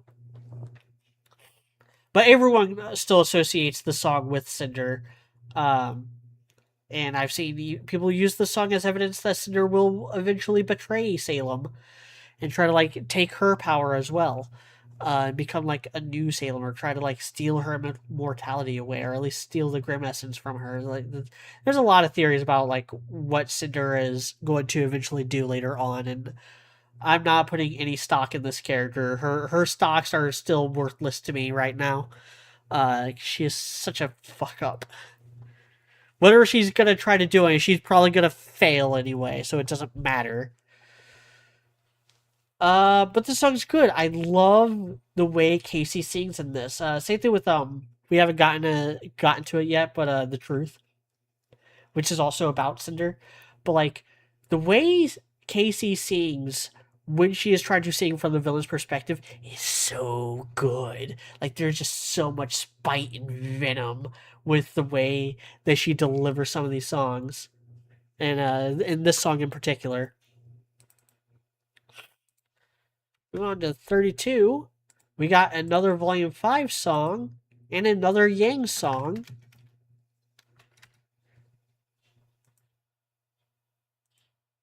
Ignite from the Volume 5 character short. This is basically just a better version of I Burn with jazz, which is a really good choice, really interesting choice. It helps separate the song from I Burn, and from Armed and Ready even. Yeah, I have this quite a few spots above Armed and Ready. Fight Me.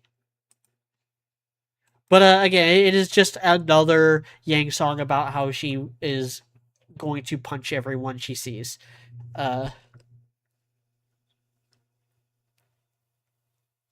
Sacrifice still one of my faves. A lot you can unpack for the song, and I spent time theorizing what the lyrics meant for the story. Today, I kind of like you can apply it to other characters.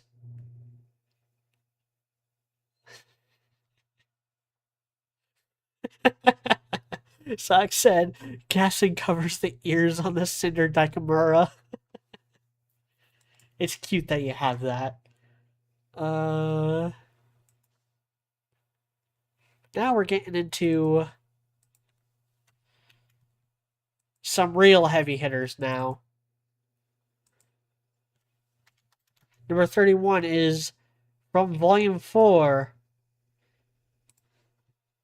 It's like Morning Follows Night, our 1, 2, 3, 4, fifth time talking about Volume 4 in this. This is the Blake Sun duet, and it is a really great encapsulation of their character.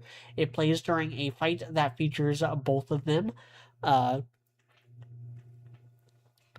and it's it really helps set up Blake's entire character arc for Volume 4, which is her realizing that like people love her whether she wants to be loved or not. And she just has to deal with it. I burn with jazz, says Sock. Rickstar says Raven specifically, but also Salem to a point. Yeah.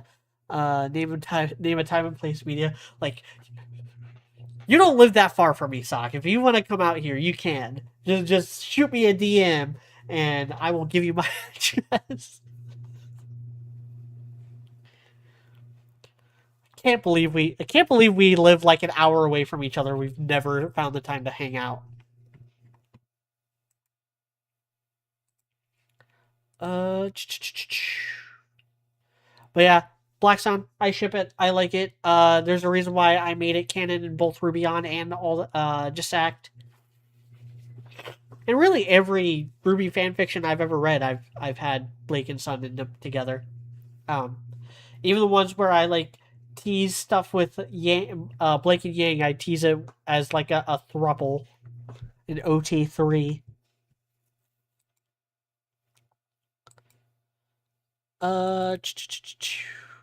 Moving on. We got another Volume 9 song that also invokes Blake.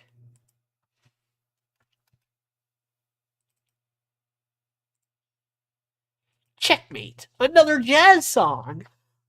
This is the song that plays during the fight with the Red Prince's chess forces.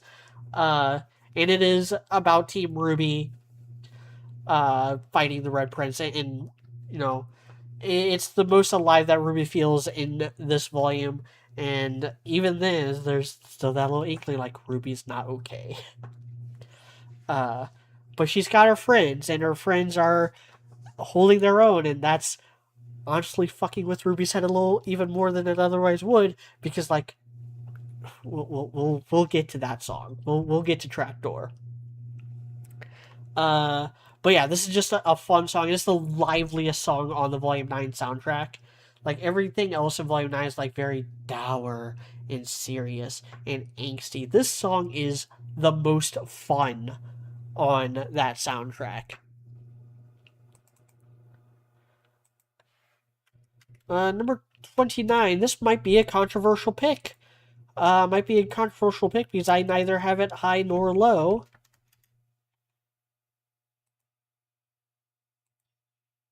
It's Hero, the Ironwood song from Volume 7, featuring Caleb Hyles. I like Caleb Hyles as a singer. I don't like this song's lyrics very much. I think musically it is pretty good, though. And again, like Caleb Hyles does salvage the song. It might be a little too high of a register to really work as Ironwood, but like it's neat. It's good that we have some fresh blood in a soundtrack coming off of Volume 6, where Volume 6's biggest issue is the soundtrack being so boring and so like been there, done that. So Volume 7 having, Let's Get Real and Celebrate and Trust Love and Brand New Day. And then also, as far as the series songs go, this song, which is not being sung by Jeff or Casey, like even the series songs in Volume 7 have like a different angle that they are taking things that make it different from the series songs in prior volumes. And I like that. I respect that a lot. And it's also just a decent song. It's fine. So moving on to number 28. This song has grown on me over the past few weeks. Guide My Way. Red Like Roses Part 3. The weakest of the Red Like Roses trilogy, but still a damn good song. Like I said in the podcast, this wasn't initially supposed to be a Red Like Roses Part 3. It just kind of ended up being that. Because Casey Lee Williams saw this image of Ruby reaching for Crescent Rose and decided to run with it.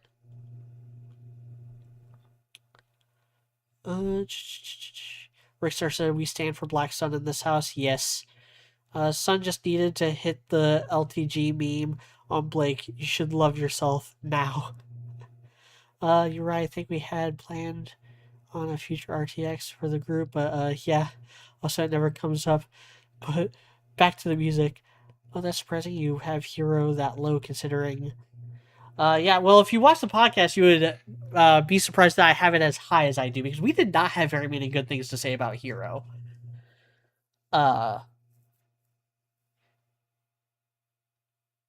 TBTB said, "My favorite is Sacrifice, though I hate the key it's in for the first 40 seconds. That is a Jeffism. Jeff always has, like, the intros that do not gel with the rest of the song. Caleb House is great. Volume 7 experimental and allowed other singers to be on the soundtrack, make it more memorable. Hero ranks higher on my list." Yeah, that's kind of the gist of Volume 7. Like, even War had, like, the guest vocalist, had Elba's voice actress as a guest vocalist on the song to kind of, like, sell it, which is good.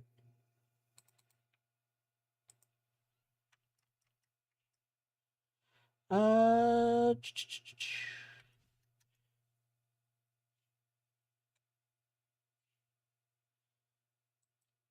27 is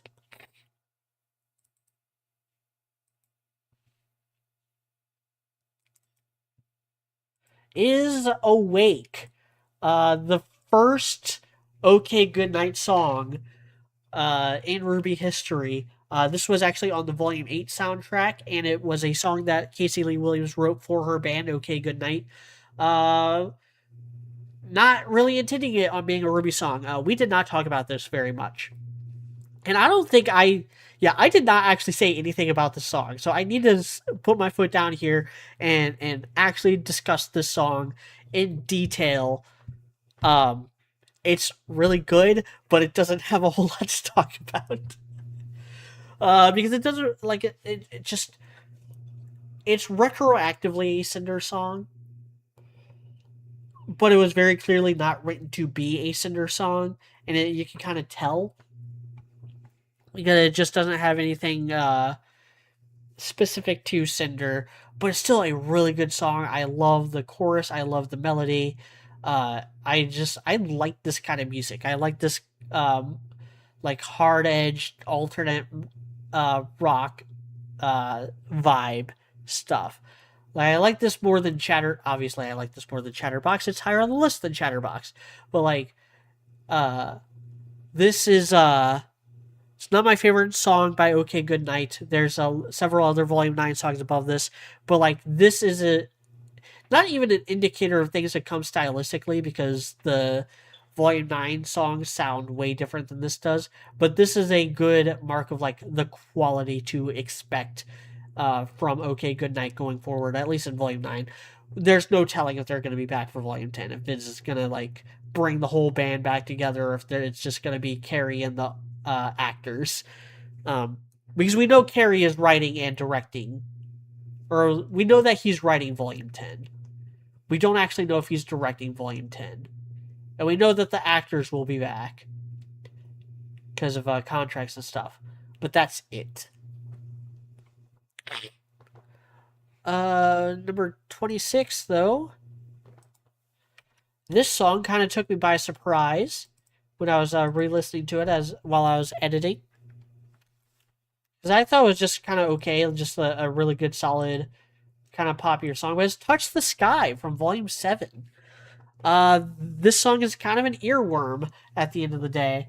Uh, and this is the things are looking up, things are looking fine. We're huntresses now, like fully licensed, even though the song plays before they get their license. But it is about them like finally living the dream. And like I said throughout those podcasts, I wish we got more of this side of RWBY. RWBY the character and RWBY the team and RWBY the show. Like, I wish this era, this Atlas saga, where like Team RWBY are just living the dream, living their life as huntresses, going on missions, taking orders, being heroes for professional heroes, and really like finding a way to achieve their bigger goals, like have Ruby work more with Ironwood and Jean, have Weiss start like working more with Winter to finagle her way into taking over the Schnee family, have Blake fighting more for like Faunus Rights and Mantle, have Yang going on the craziest of adventures in Mantle and in the tundra outside of the city.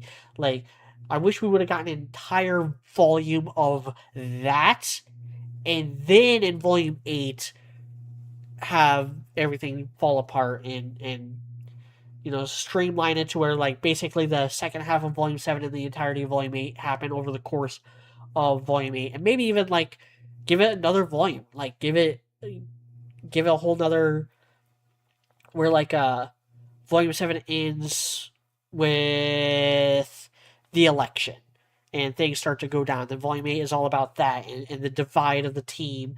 And you can, if you do that, then you can like maybe skip some of the more unnecessary plot points from volume 8 and from the back half of volume 7, like the Aesop's fight, and then get into volume 9 that way.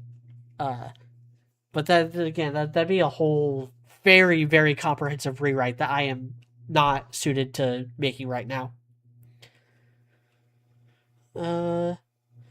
Starting key is Locrian. I think it sounds awful, but then it picks up into a nice minor rock key. They can still talk about sacrifice. Alright.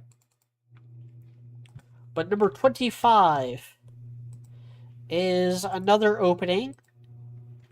It is the volume 6 opening. Rising. Dude loves this song a lot more than I do. It is it's the highest ranked song in volume 6 by a lot. We haven't talked about a volume 6 song since the 48th spot. So between 48 and 25 there was no volume 6 songs. One of the reasons why volume 6 is the worst of the soundtracks. I love the guitar riff. I love the opening visually. I love this shot in particular. I love this shot in particular of Weiss helping Ruby up while everyone else like strikes a pose. And yeah, there's a lot of other little details in the opening that I like. But it's a kick-ass song that gets you hyped for what is, in my opinion, the best volume. I still think, like, Volume 9 is great and all, and it is my second favorite volume, but I don't want a repeat of Volume 9. I want, like, 5 more repeats of Volume 6. I want a Volume 10, 11, 12, and 13 that is in the same kind of, like, structure or same kind of, like, direction that Volume 6 had. Just more of this for the entire show, please. I've entertained the thought of doing my own rewrite. I've also entertained the thought of like doing a full blown novelization of RWBY, and if I do my own full blown reboot of RWBY, Volume 6 is going to be kind of the template I use for the entire show. If I ever do a rewrite of RWBY, which who knows if I'll ever do that or not. Even if I probably like, yes, I'm planning on doing it, I'm working on it right now, that doesn't mean anything to me. So I can always decide to not.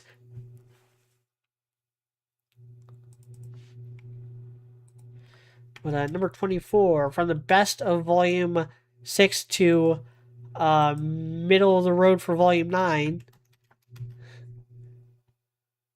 Which image do I want to use? Because I have two different images for this. Where are they at? A little bit of quiet.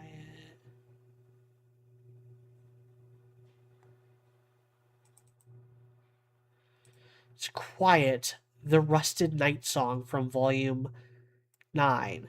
A song about Jean's isolation and loneliness as he has to live with all of his regrets for decades and decades until Team RWBY can come in and finally like move forward.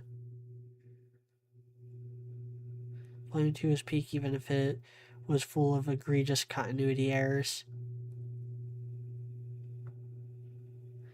Volume 2 I think was fine.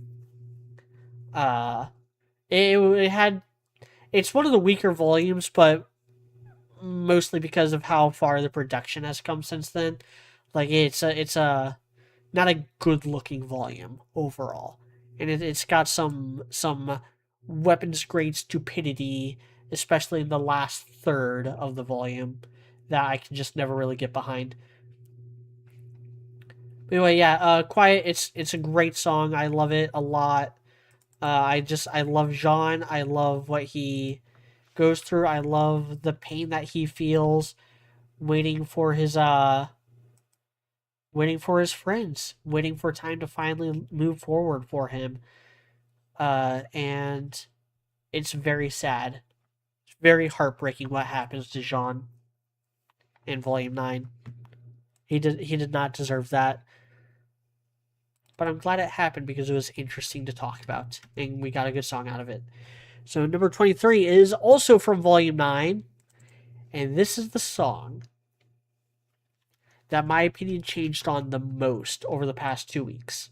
As I was editing that podcast and finalizing my list, Worthy. When we recorded that podcast, which we recorded like almost a month ago now, I had this at the bottom of my Volume 9 ranking. I had this below The Edge, and I also had this below like Guide My Way, Chatterbox. Like I had all those songs above this.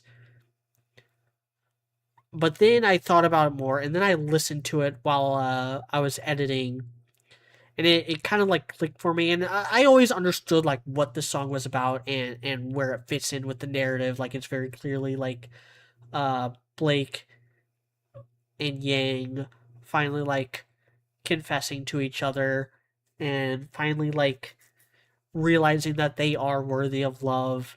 And maybe it's because talking about it with Dude What the Heck. I mean, Dude What the Heck, I think he had this as his like number one for Volume 9. Uh, and I think talking to him about it is what really helped me like set aside how much I fucking hate Blake and how much I fucking hate Yang right now. And realize that like this is exactly what they needed. Like this is exactly what the story needed for them. This is a great resolution to their character arc that has been going on since Volume 4. Them finally letting themselves be in a relationship. Not just wanting, but becoming worthy. And feeling worthy and admitting that they are worthy. That even with all the mistakes they've made, they can still be happy together. And I think that is very touching and very good. Even if I don't necessarily ship it.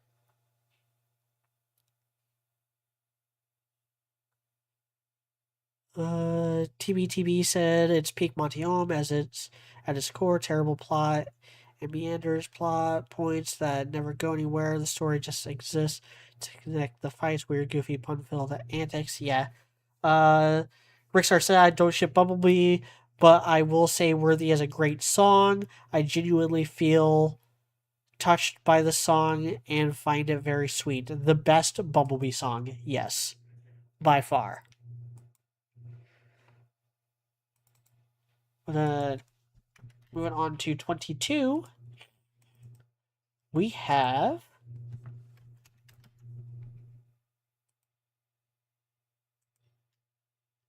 Home. What I believe is Team Juniper's actual theme, or at least like genre and Nora together. The Team Junior, which I fucking hate that name. It's still Team Juniper in my heart. Even with like Oscar Pine, he could be the P now. Uh, but like this is it's a very sweet song, and it's a very hopeful song, and it's a song. It's also just a Team Ranger song. I think I said that in the podcast where like this is framed as like a Jean song and as like a Nora Rain Jean song, but it also plays while Ruby is writing the letter to Yang, and so it's also just a Team Ranger song. Like this is their home now. Like living out in the boonies or like traveling around the world fighting monsters, trying to save the world. That is their home because home is where the heart is, and where their heart is with each other. Like they are home so long as they are together, uh, and so long as they are supporting each other, even if they aren't necessarily like together, to quote Nora, and even if they aren't like necessarily in the same room, they are still supporting each other and they are still in each other's hearts, and that is very sweet. It's very sweet. It's a very sweet song, very sweet sentiment, and it's very emotional for me. Like this is a song that like really hits me where I live. Number 21 is another opening. It is my fourth favorite opening. Inside, the Volume 9 opening by OK Goodnight. Uh,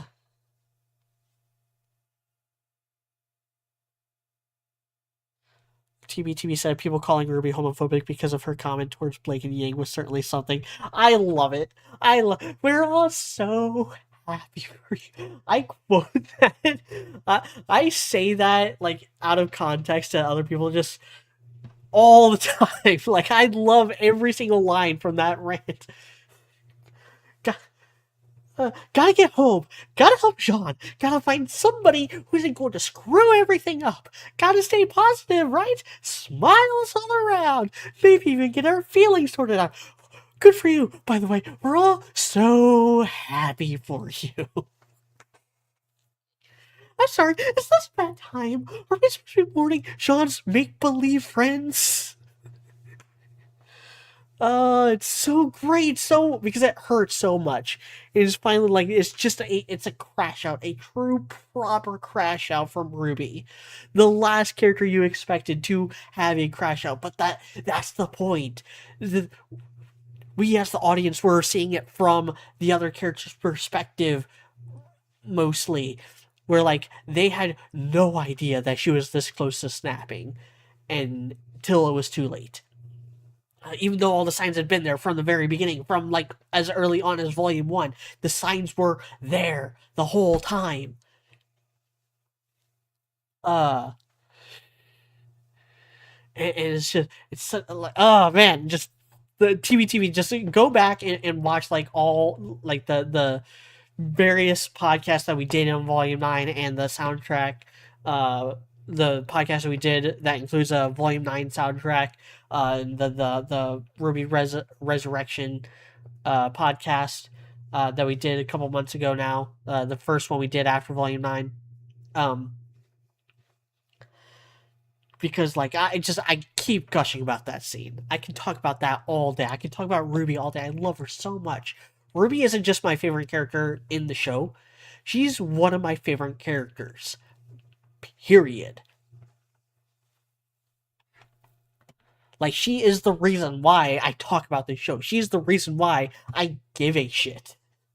She is the reason why I care enough to do videos like this and do live streams like this and have a podcast series at all. Like the RWBY podcast would not exist if I didn't love this show and if I didn't love this idiot. Like, I am passionate about this. And inside is another RWBY song. Like, it is the Volume 9 opener, but it is also about RWBY. New me, but who will I find inside? I get very heated. But yeah, although the homophobic RWBY memes are fucking hilarious, uh, RWBY's not actually homophobic. It's all a joke. The reason why she snapped in that way is because Blake and Yang are happy and she's not. Like, all this bad shit has happened to her, and she is too immature to understand how everyone else is happy. How anyone could be happy. Like, obviously the Weiss and John are also miserable, but like Blake and Yang aren't. And she is like confused. She is befuddled by how happy go lucky they're being under these circumstances. And she is dying inside because she's not the one helping them. She's not the reason why they are happy. They are, in her mind, they are happier without her, or they would be happier without her. And that's a very dangerous thought for someone who is already not mentally okay. Uh,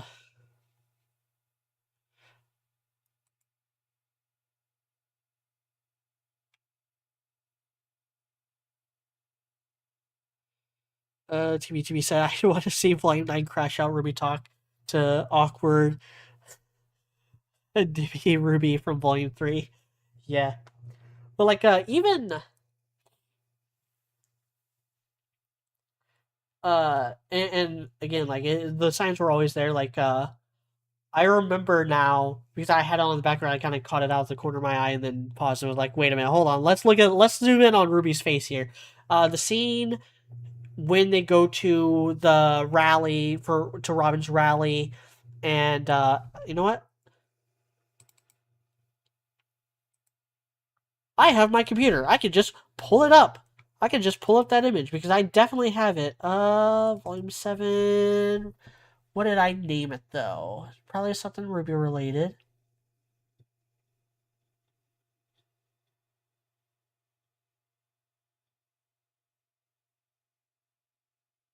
Did I not ever save that image? Or did I save it maybe in the wrong folder?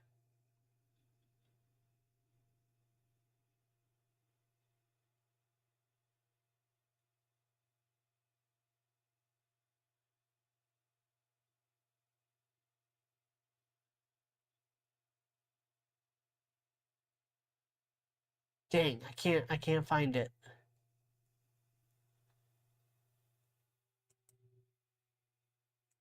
Did I put in volume 8s maybe or volume 9s?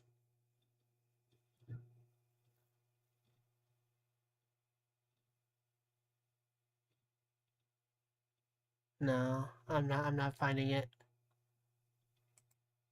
I have too many folders to look through. But the scene when I gotta find it. I think I posted it on Twitter. So I gotta like zoom in on this and show you what I'm talking about. It was a while ago. There it is. Okay. Okay, save it in. Make sure it's in my volume 7 folder.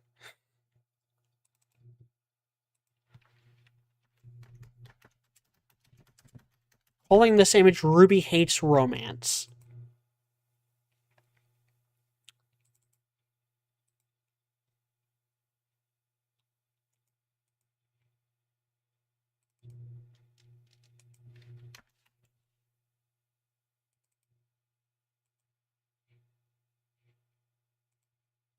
This image right here. Look at that face. This is the face she makes when Nora is implying that Blake and Yang are more than friends. Like, oh, two people, because Nora's projecting her own feelings towards Ren onto like Blake and Yang. accurately because Nora is deceptively emotionally intelligent. Uh, and Ruby is just, as soon as she brings up blinking, Ruby's just like, oh, fucking get me out of here. God damn it, why did I even come? Like, look at her face. Look at this face. This is the face of someone who wants to talk about literally anything other than romance. This is the most asexual face Ruby ever makes in the show. Right here.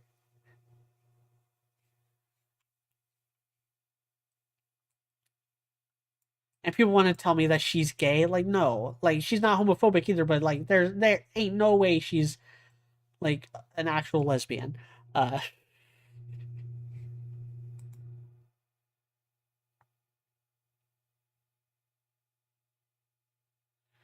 TBTB said apparently Ruby's voice actor just made up interaction with Winter on the spot. So much of early Ruby's dialogue did not follow a script, and I missed that energy.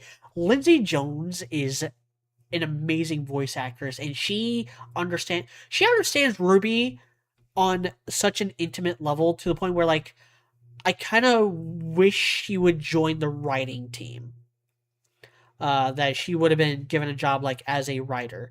I think she may have felt a little too like protecting her darlings and unwilling to like let her babies go through the kind of trauma. Because like you can't be like a super fan and be a writer. You have to be your biggest fan to be a writer, and you do have to have like be a fan of a franchise and have respect for your fans if you're going to take on an IP. But there's also that give and take of like you gotta be willing to put them through the ringer. Anyway, moving on to number 20. We are in the top 20 now. A song that was at one point in my top 5 favorite Ruby songs, but has kind of dwindled due to like nostalgia not really kicking in for it, and also recency bias for some of the more newer songs. Time to Say Goodbye, the Volume 2 opener. My third favorite opening still. And it was always my third favorite opening, at least. And my third favorite opening, and also it was at one point my second favorite Volume 2 song, but there are two Volume 2 songs that have grown on me a lot more over the years than this has. It's a great song. It's a great opener. I think that it fits. Like, I think this should have been the Volume 3 opener. Obviously, you can't really go back in time and change that. Uh, and obviously, like, they thought of the song while they were making Volume 2. Like, Jeff Williams wrote the song while he was making Volume 2. You can't just, like, wait and make it later. And he certainly can't, like, go back and make it earlier. But, yeah, like, it's good. Got good lyrics, got a good beat. Uh, Casey's good on it. It's just a really solid song. I'm gonna not have as much to say about a lot of these next few. Number 19 is the shortest song on this list. To the point where, like, do I have?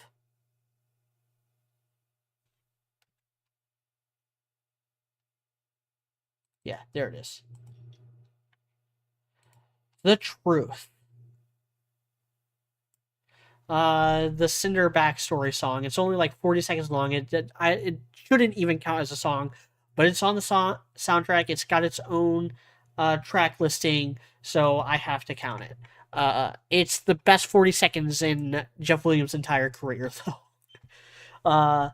And not actually the best 40 seconds of Jeff's career. It's the best 40 seconds of Casey's, though, because the way she sings this is so good.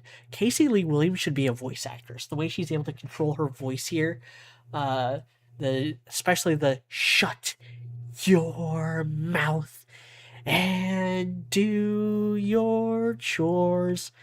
Da da da da da da da. Like, is it? And yeah, the truth is that no one ever loved you. sucks to be Cinder, because the only person who ever dared to love her uh, got sick and tired of her bullshit and left her. So now she's got nothing. She's got nothing but Salem and a psychopath, and also Mercury, who's kind of a psycho. Number 18 is the boldest musical choice in Jeff Williams' entire career. It's Neon from Volume 3. Techno Jazz. Never miss beat, never miss beat. Never miss beat, never miss beat. I love the song. I love the vibe. I love the blend of genre. And I have a soft spot for Neon Cat as a character. And for Flint Cole. Like, there's a big reason. Actually, not just a big reason. There's a lot of little reasons why Flint is the one who ended up marrying Weiss in RWBY On. They're both good with dust. I ended up really loving the interaction I wrote with them in about halfway through RWBY On. And the things that Flint can do with those clones.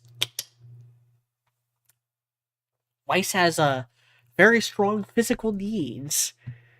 That's why she had a hard time settling down with any one person, because no one could quite scratch all the itches she had. She was with Yang for a while, she was with Neptune off and on, and she was with Flint off and on.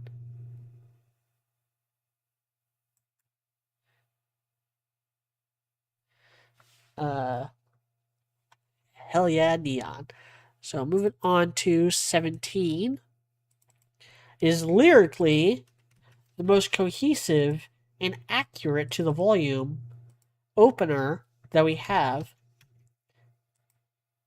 And it's the one I chose to have as my temporary thumbnail for this live stream. For Every Life, the Volume 8 opener, I did a deep lyrical dive into what all the lyrics are referencing, which I could actually do with this song. There's not very many songs I could actually do that with. But every single line has something to do with something that happened in Volume 8 or throughout the series. And it is a great way of showing, like, what RWBY looking back on the situation in Volume 8 and kind of showing that, like, everything went wrong because RWBY decided that she was going to fight for every life. And RWBY had enough confidence in her ability and in her team to try to pull it off, and she was not able to. She was able to save a lot more people than Ironwood's plan was going to. She ended up outdoing Ironwood in that, just from a pure numbers value way, but she lost one of the most important people to her. She lost Penny, which makes our number 16 spot hit all the more, because our 16th spot is also from Volume 8. It's Friend, the Penny song. My heart. The more I watch this show, the more I kind of ship nuts and bolts. And the more I ship nuts and bolts, the more Volume 8 hurts, because Penny did not get a chance to do any of the things she really wanted to do with RWBY. She didn't get a chance to do any of the things she wanted to do with RWBY, and she didn't get a chance to do any of the things the fandom wanted her to do with RWBY. Mostly,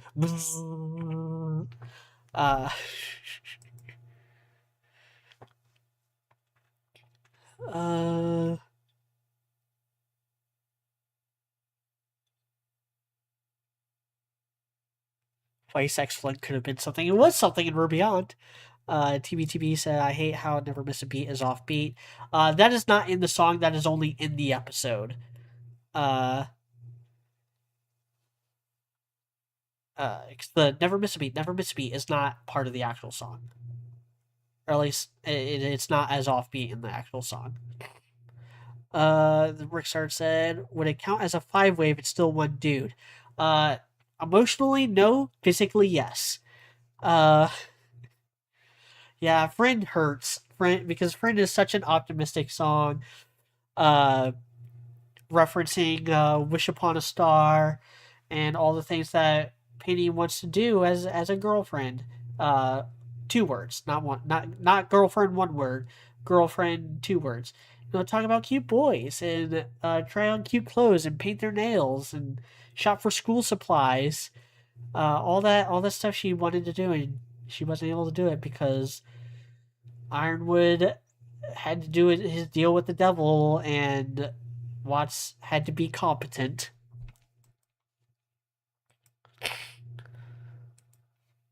Volume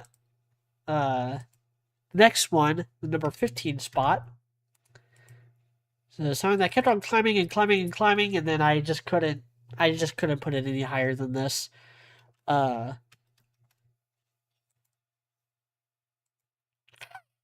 Brand New Day from Volume 7, my favorite Volume 7 song. The final Volume 7 song we'll be talking about here. This song is a bop, it's a beep. It has kind of been my daily anthem for a while now, and I love it. The biggest complaint I have about it is that it is a Crow and Blake song, which I don't know why they thought that was an idea, but they did, and it works. It's the best Jeff Williams has ever sounded on any of these songs, so it's got that going for it too.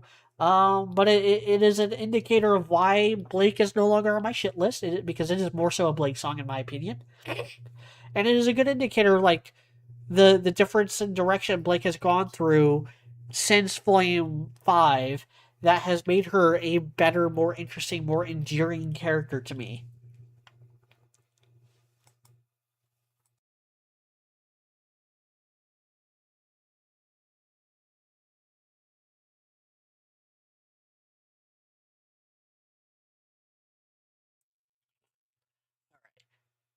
So now number 14 is also a song that has to do with Blake, but is much more of a Yang song. All That Matters. This song means a lot to me as someone who has been part of this community for, a long time, and someone who has written fan fiction for this community for a long time, or at least I did for a while there. Uh Never thought much of Nuts and Bolts, but damn, it really could have been something. Oh, Penny kind of is Ruby's Gwen Stacy. Now that you mention it, uh, all that matters is the Yang being angsty over Blake song, and it is also the title of what is, in my opinion, the best RWBY fan fiction I wrote. All that matters. The fan fiction is a story about Blake and Son's daughter Nova getting involved with a White Fang plot line in order to try to get closer to her mom and bring her home. Because her mom just keeps running away and keeps running from all of her familial responsibilities to chase these shadows, to chase these remnants of the White Fang and Cypher, and and Nova's lonely. Like Nova's angsty, and all that matters is the point where like Nova's heart finally breaks. That like she goes from someone who cries over Blake to someone who is angry at Blake and hates Blake. It is the moment in Nova's life where love turns to hate. Um, and so this song means a lot to me for that reason, because I had a lot of fun writing Nova. Like Nova was a character that made RWBY worth writing and worth reading and worth rereading, revisiting, all these years later. Nova is a big part of the RWBY cycle, and this song helped inspire a lot of what she has going on. Like so this song means a lot to me. Number 13 is our final Volume 3 song.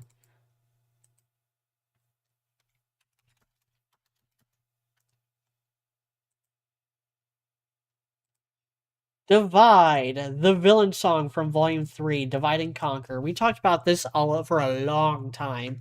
And went on a very, very long political tangent about how this song relates to what is going on in the real world. So I won't bog you down with details, but this song kicks ass. That's all I'll say about it.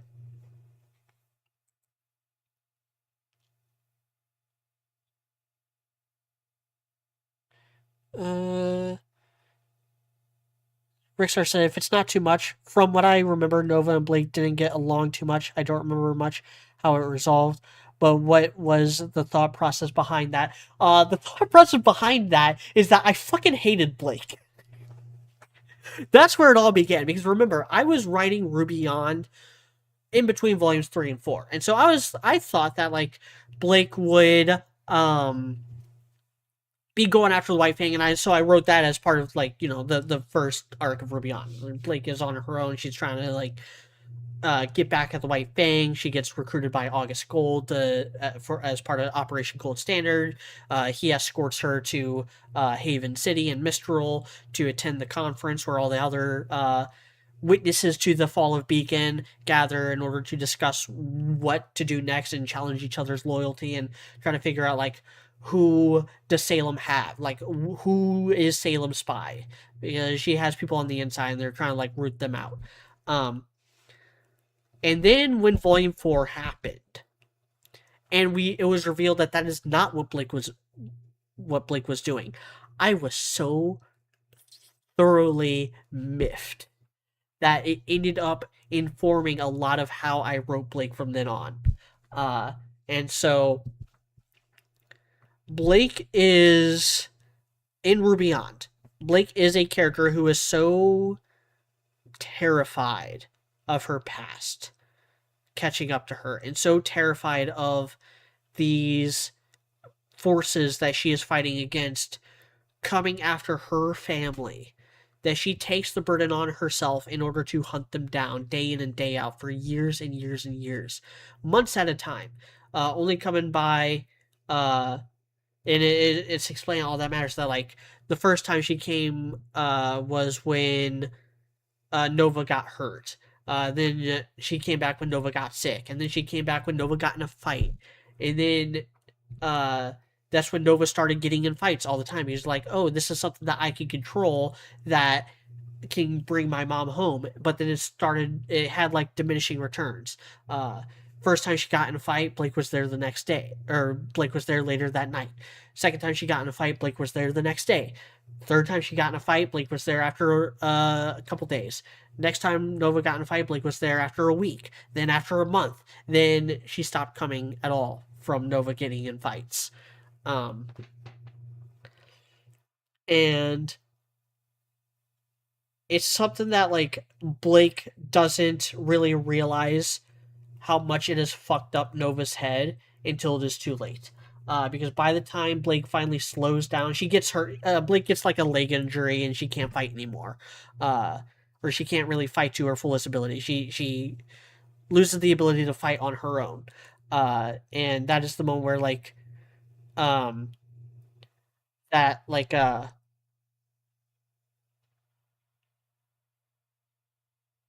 that she finally admits like I'm done running. We can finally be a family together now. Uh I can't take on this fight now. I'm passing it on to other people. I'm passing it on to other people in the arbiters. So now I'm gonna spend the rest of my time with you. And Nova's like, I am 16 now. I am no I am 17. I think Nova is 17 by that point. It's too late. I'm an adult.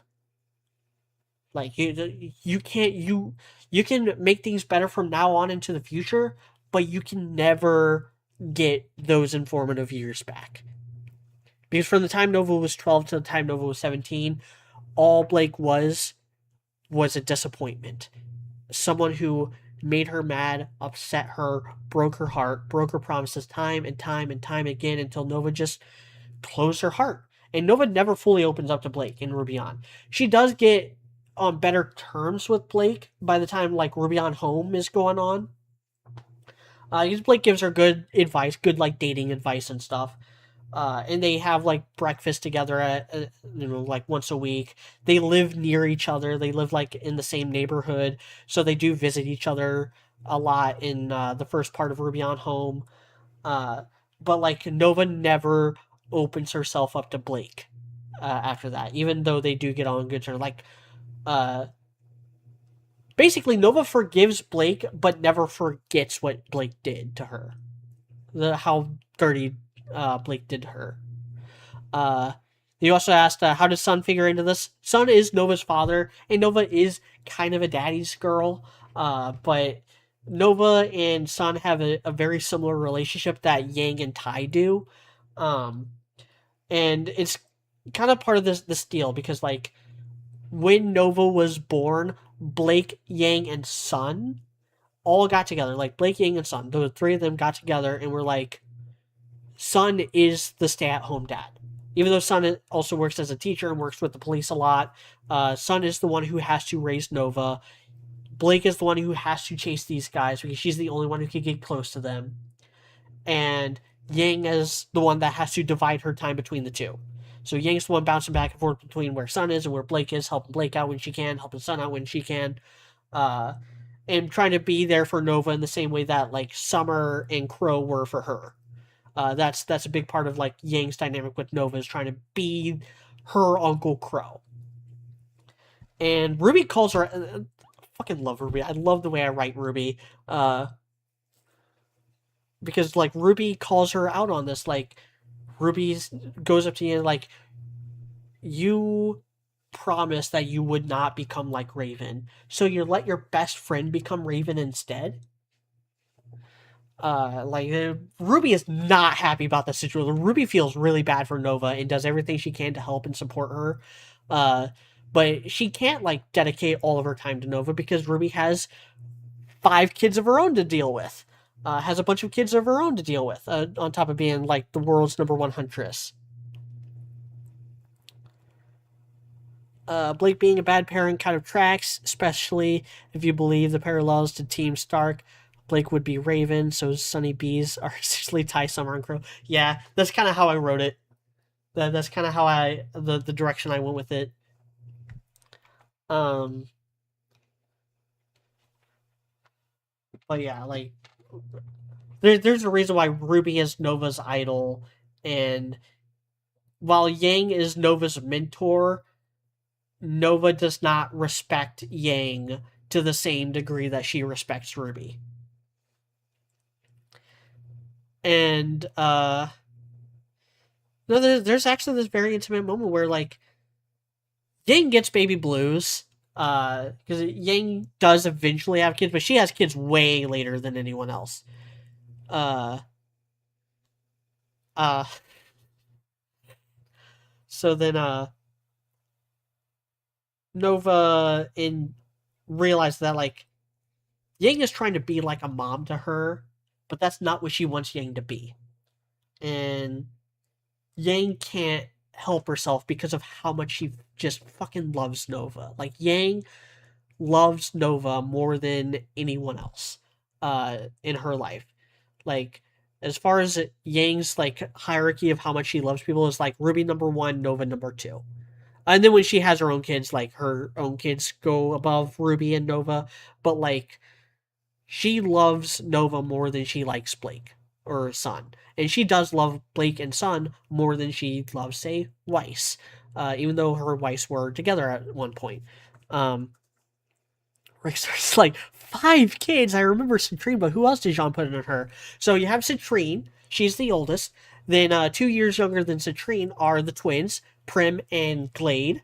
And then I think it's 3 or 4 years younger than them is Argent. And then 12 years younger than Argent is Gelb. Gelb is actually born in RWBY on Generations. Like, RWBY on Generations, like, chapter 5 or something, RWBY reveals that she's pregnant with her 5th kid. And everyone's like, 5 kids? What the fuck, Mom? Like, Citrine's like, are you serious? I'm leaving to go to Beacon and you decided to have another kid now? Good times. Good time. RWBY on. Good times. Had a lot of fun dealing with that. Let's hurry up and go through the final bits here. We got 12 more songs to talk about. Number 12 is Dude's favorite song on all the soundtracks. It's Boop, the Renora song. I'm gonna kind of breeze through these because like I think most of these songs, even though they do have a lot of narrative weight to them, uh, y'all know how much of a bop Boop is. Y'all know how much it's like a friggin' Broadway showstopper. Uh, and you know like how good Ren and Nora are in the first several volumes before Volume 8 decided to fuck it all up. Number 11 is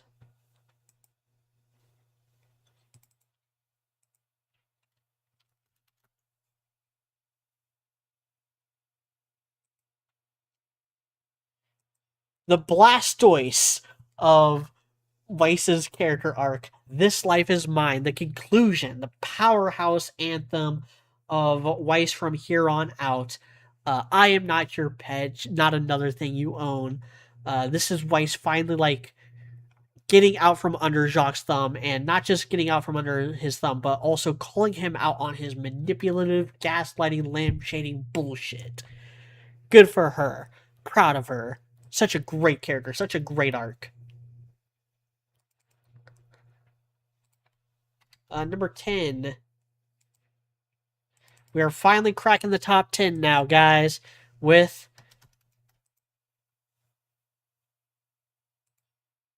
Dream Come True, a great pop song, a great, like, Carly Rae Jepsen esque pop song about how much Shapiro wants to fuck Jean.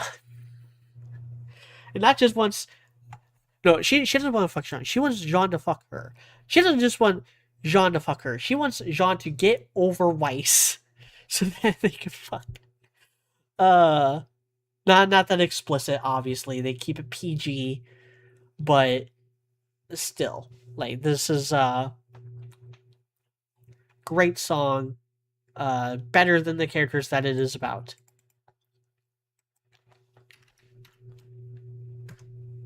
So now we're in the top.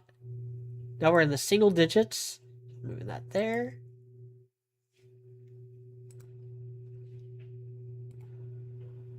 Number 9.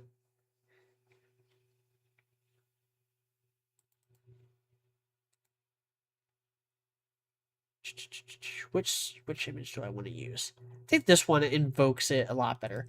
It is Gold, the Yang and RWBY song about how protective Yang is of RWBY and how proud she is of RWBY and how she wants to always be there for RWBY except when it matters most in Volume 9. uh yeah. It's Yang doesn't exactly fulfill her promises there.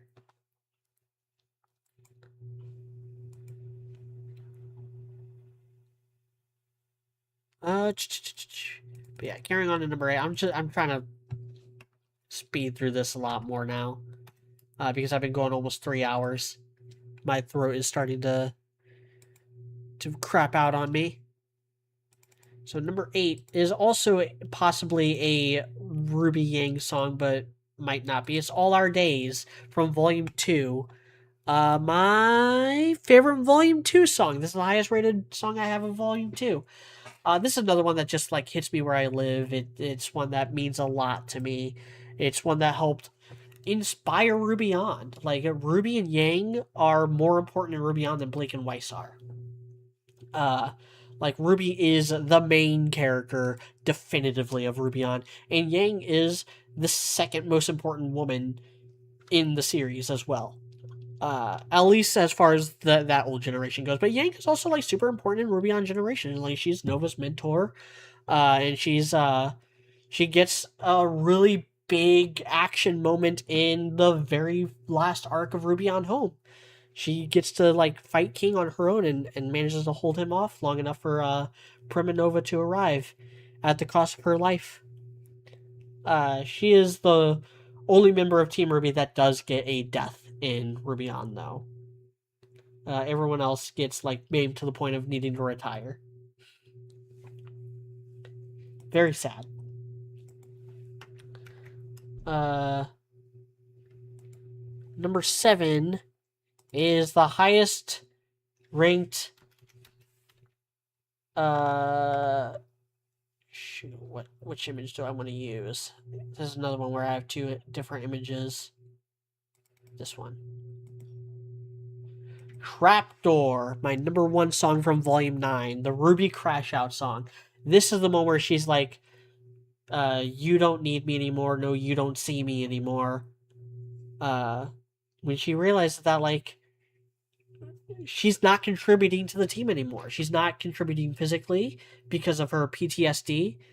And she's not contributing emotionally because she is not okay and no one is there to help her. Like the usual suspects of being able to like talk her down and give her the pep talk and give her sage advice are either not there or are in even worse headspace than she is. Or I wouldn't even say that Jean is in a worse. I think she's in a worse headspace at this moment than Jean is. Rickstar said, Yang dies. Damn, I gotta catch up on Ruby-On. Ruby-On hasn't had anything new happen in years. What's your excuse? Yeah, but about I think it's halfway through Ruby-On Home's final arc, so we're talking like chapter 90, chapter between chapter like 80 and 90. Yang fights King. She gets her run back on King. But this time she doesn't have Ruby, Jean, Weiss, and Blake helping her out. It's just her, and she has to like keep fighting, and because she's the only one standing in between King and his goal, and has to hold the line long enough for reinforcements to arrive, and she dies right as they do. But Trapdoor is a haunting song that really gets deep into Ruby's headspace and how she feels like a door in the floor. She feels like a trapdoor. She feels like she can't get out. And that she's not good enough anymore. Moving on to number 6. It's Mirror Mirror Part 1, the original Weiss song. The Squirtle of her character development. This song is very pretty. It's very nice. And it hints at something deeper going on with Weiss that we don't really get insight into until Volume 3. Volumes 3 and 4. So, yeah. Now, my 5th spot is also a Weiss song, and it is my number 1 Volume 5 song. Controversially, if you ask, dude, The Path to Isolation, which I think is just, it's got everything good about Mirror Mirror, but it's also more impressive because they have to like use Mirror Mirror as a starting point and then work their way backwards to a pre-Mirror Mirror Weiss. This is a song about the moment when Weiss realized what kind of man her father really is, and how trapped she really is, and how manipulative he really is. And she loses the bliss of ignorance that came with her early childhood, and is slowly becoming more and more aware of how much of a burden the Schnee legacy is, and how it's poisoning her soul. It is poisoning her soul. Like, this is the moment where she's realizing that she is her ideology is starting to get twisted and poisoned by her father, and she doesn't know what to do.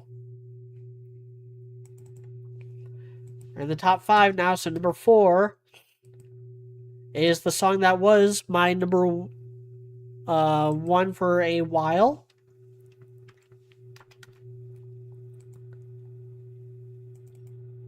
Let's Just Live, Day by Day, a song that was originally written for Volume 2, ended up being the Volume 4 opener, and it's great. I think this is a great indicator of what kind of show RWBY is. It gets into a lot of the nitty-gritty of what the show's really about and the themes to expect from it.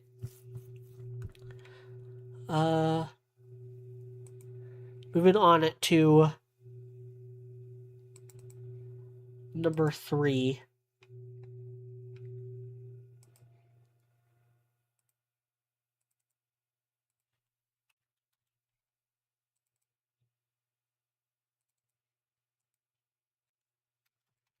Number 3 is This'll Be. Make sure I got the right image. This'll Be the Day, the highest rated opening. And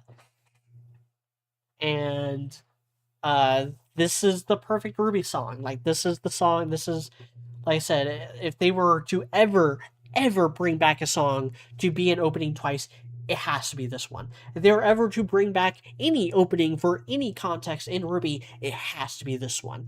This is the We Are of RWBY. This is the I wanna be the very best of RWBY. This is the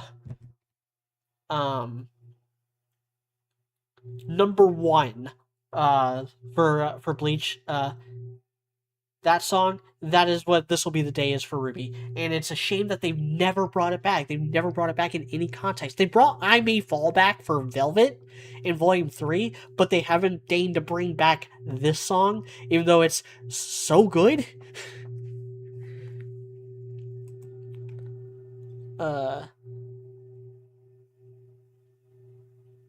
Let's Just Live is also in my top ranking. It's just a good song. Let's Just Live takes me back. Volume 4 was a special volume to me. Volume 4 will always have a special place in my heart because of the channel.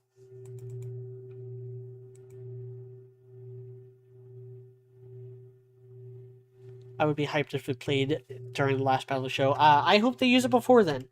So number 2 and number 1 are kind of a 2-for-1 deal. If you can't tell.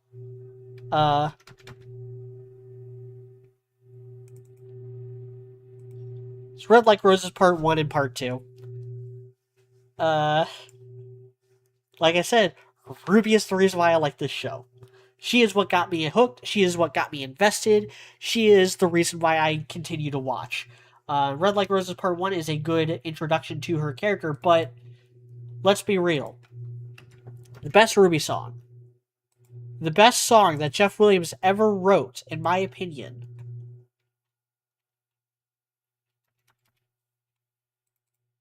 and one of my favorite songs of all time, is Red Like Roses Part 2.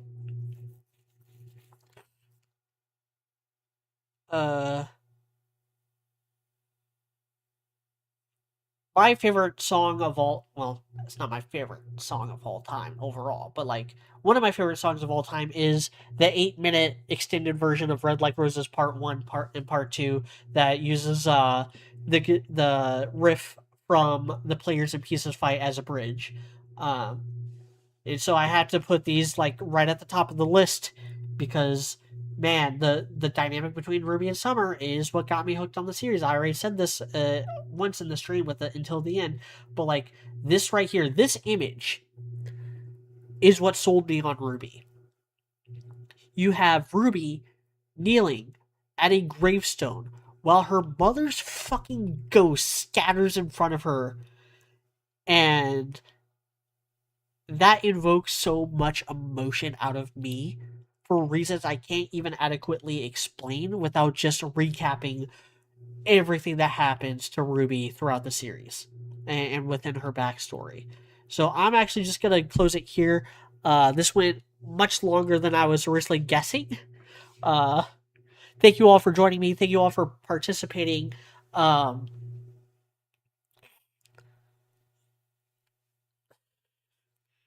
So real quick, I did kind of tally up the places for each track. I added up their numbers, divided it by the amount of tracks. Lower score gets the best. Volume 9 ended up winning out by a hair with 26 points. Volume 1 is in second place with 26.5. Volume 2 is in third place with 27.75.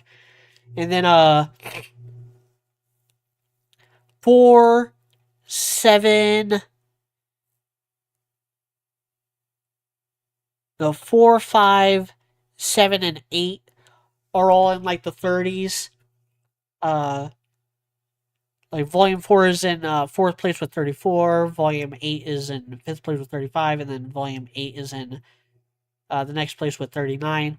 And then in eighth place is Volume 3 with 42, and in last place is Volume 6 with 56. That is an average placement. So the average placement for a Volume 1 song is 26. And same thing with Volume 9. The average placement for a Volume 2 song is 27 or 28. So that's how I did that. But yeah, thank you all for watching. You can comment below any other thoughts you have on any of these songs or anything else that we talked about today. And join me next time. Next time I think will be Sex Color Red Like Roses is just the song and visual. My sister's getting antsy waiting for me to watch something, so better go on myself. Yeah, you have a good night. Next time, I want to do something Christmas related next week. So, maybe the favorite Christmas song list? Favorite Christmas special list? I don't know, and I won't know until this time next week. Thank you all for watching. I'm Mediocrity 4. Thanks for watching.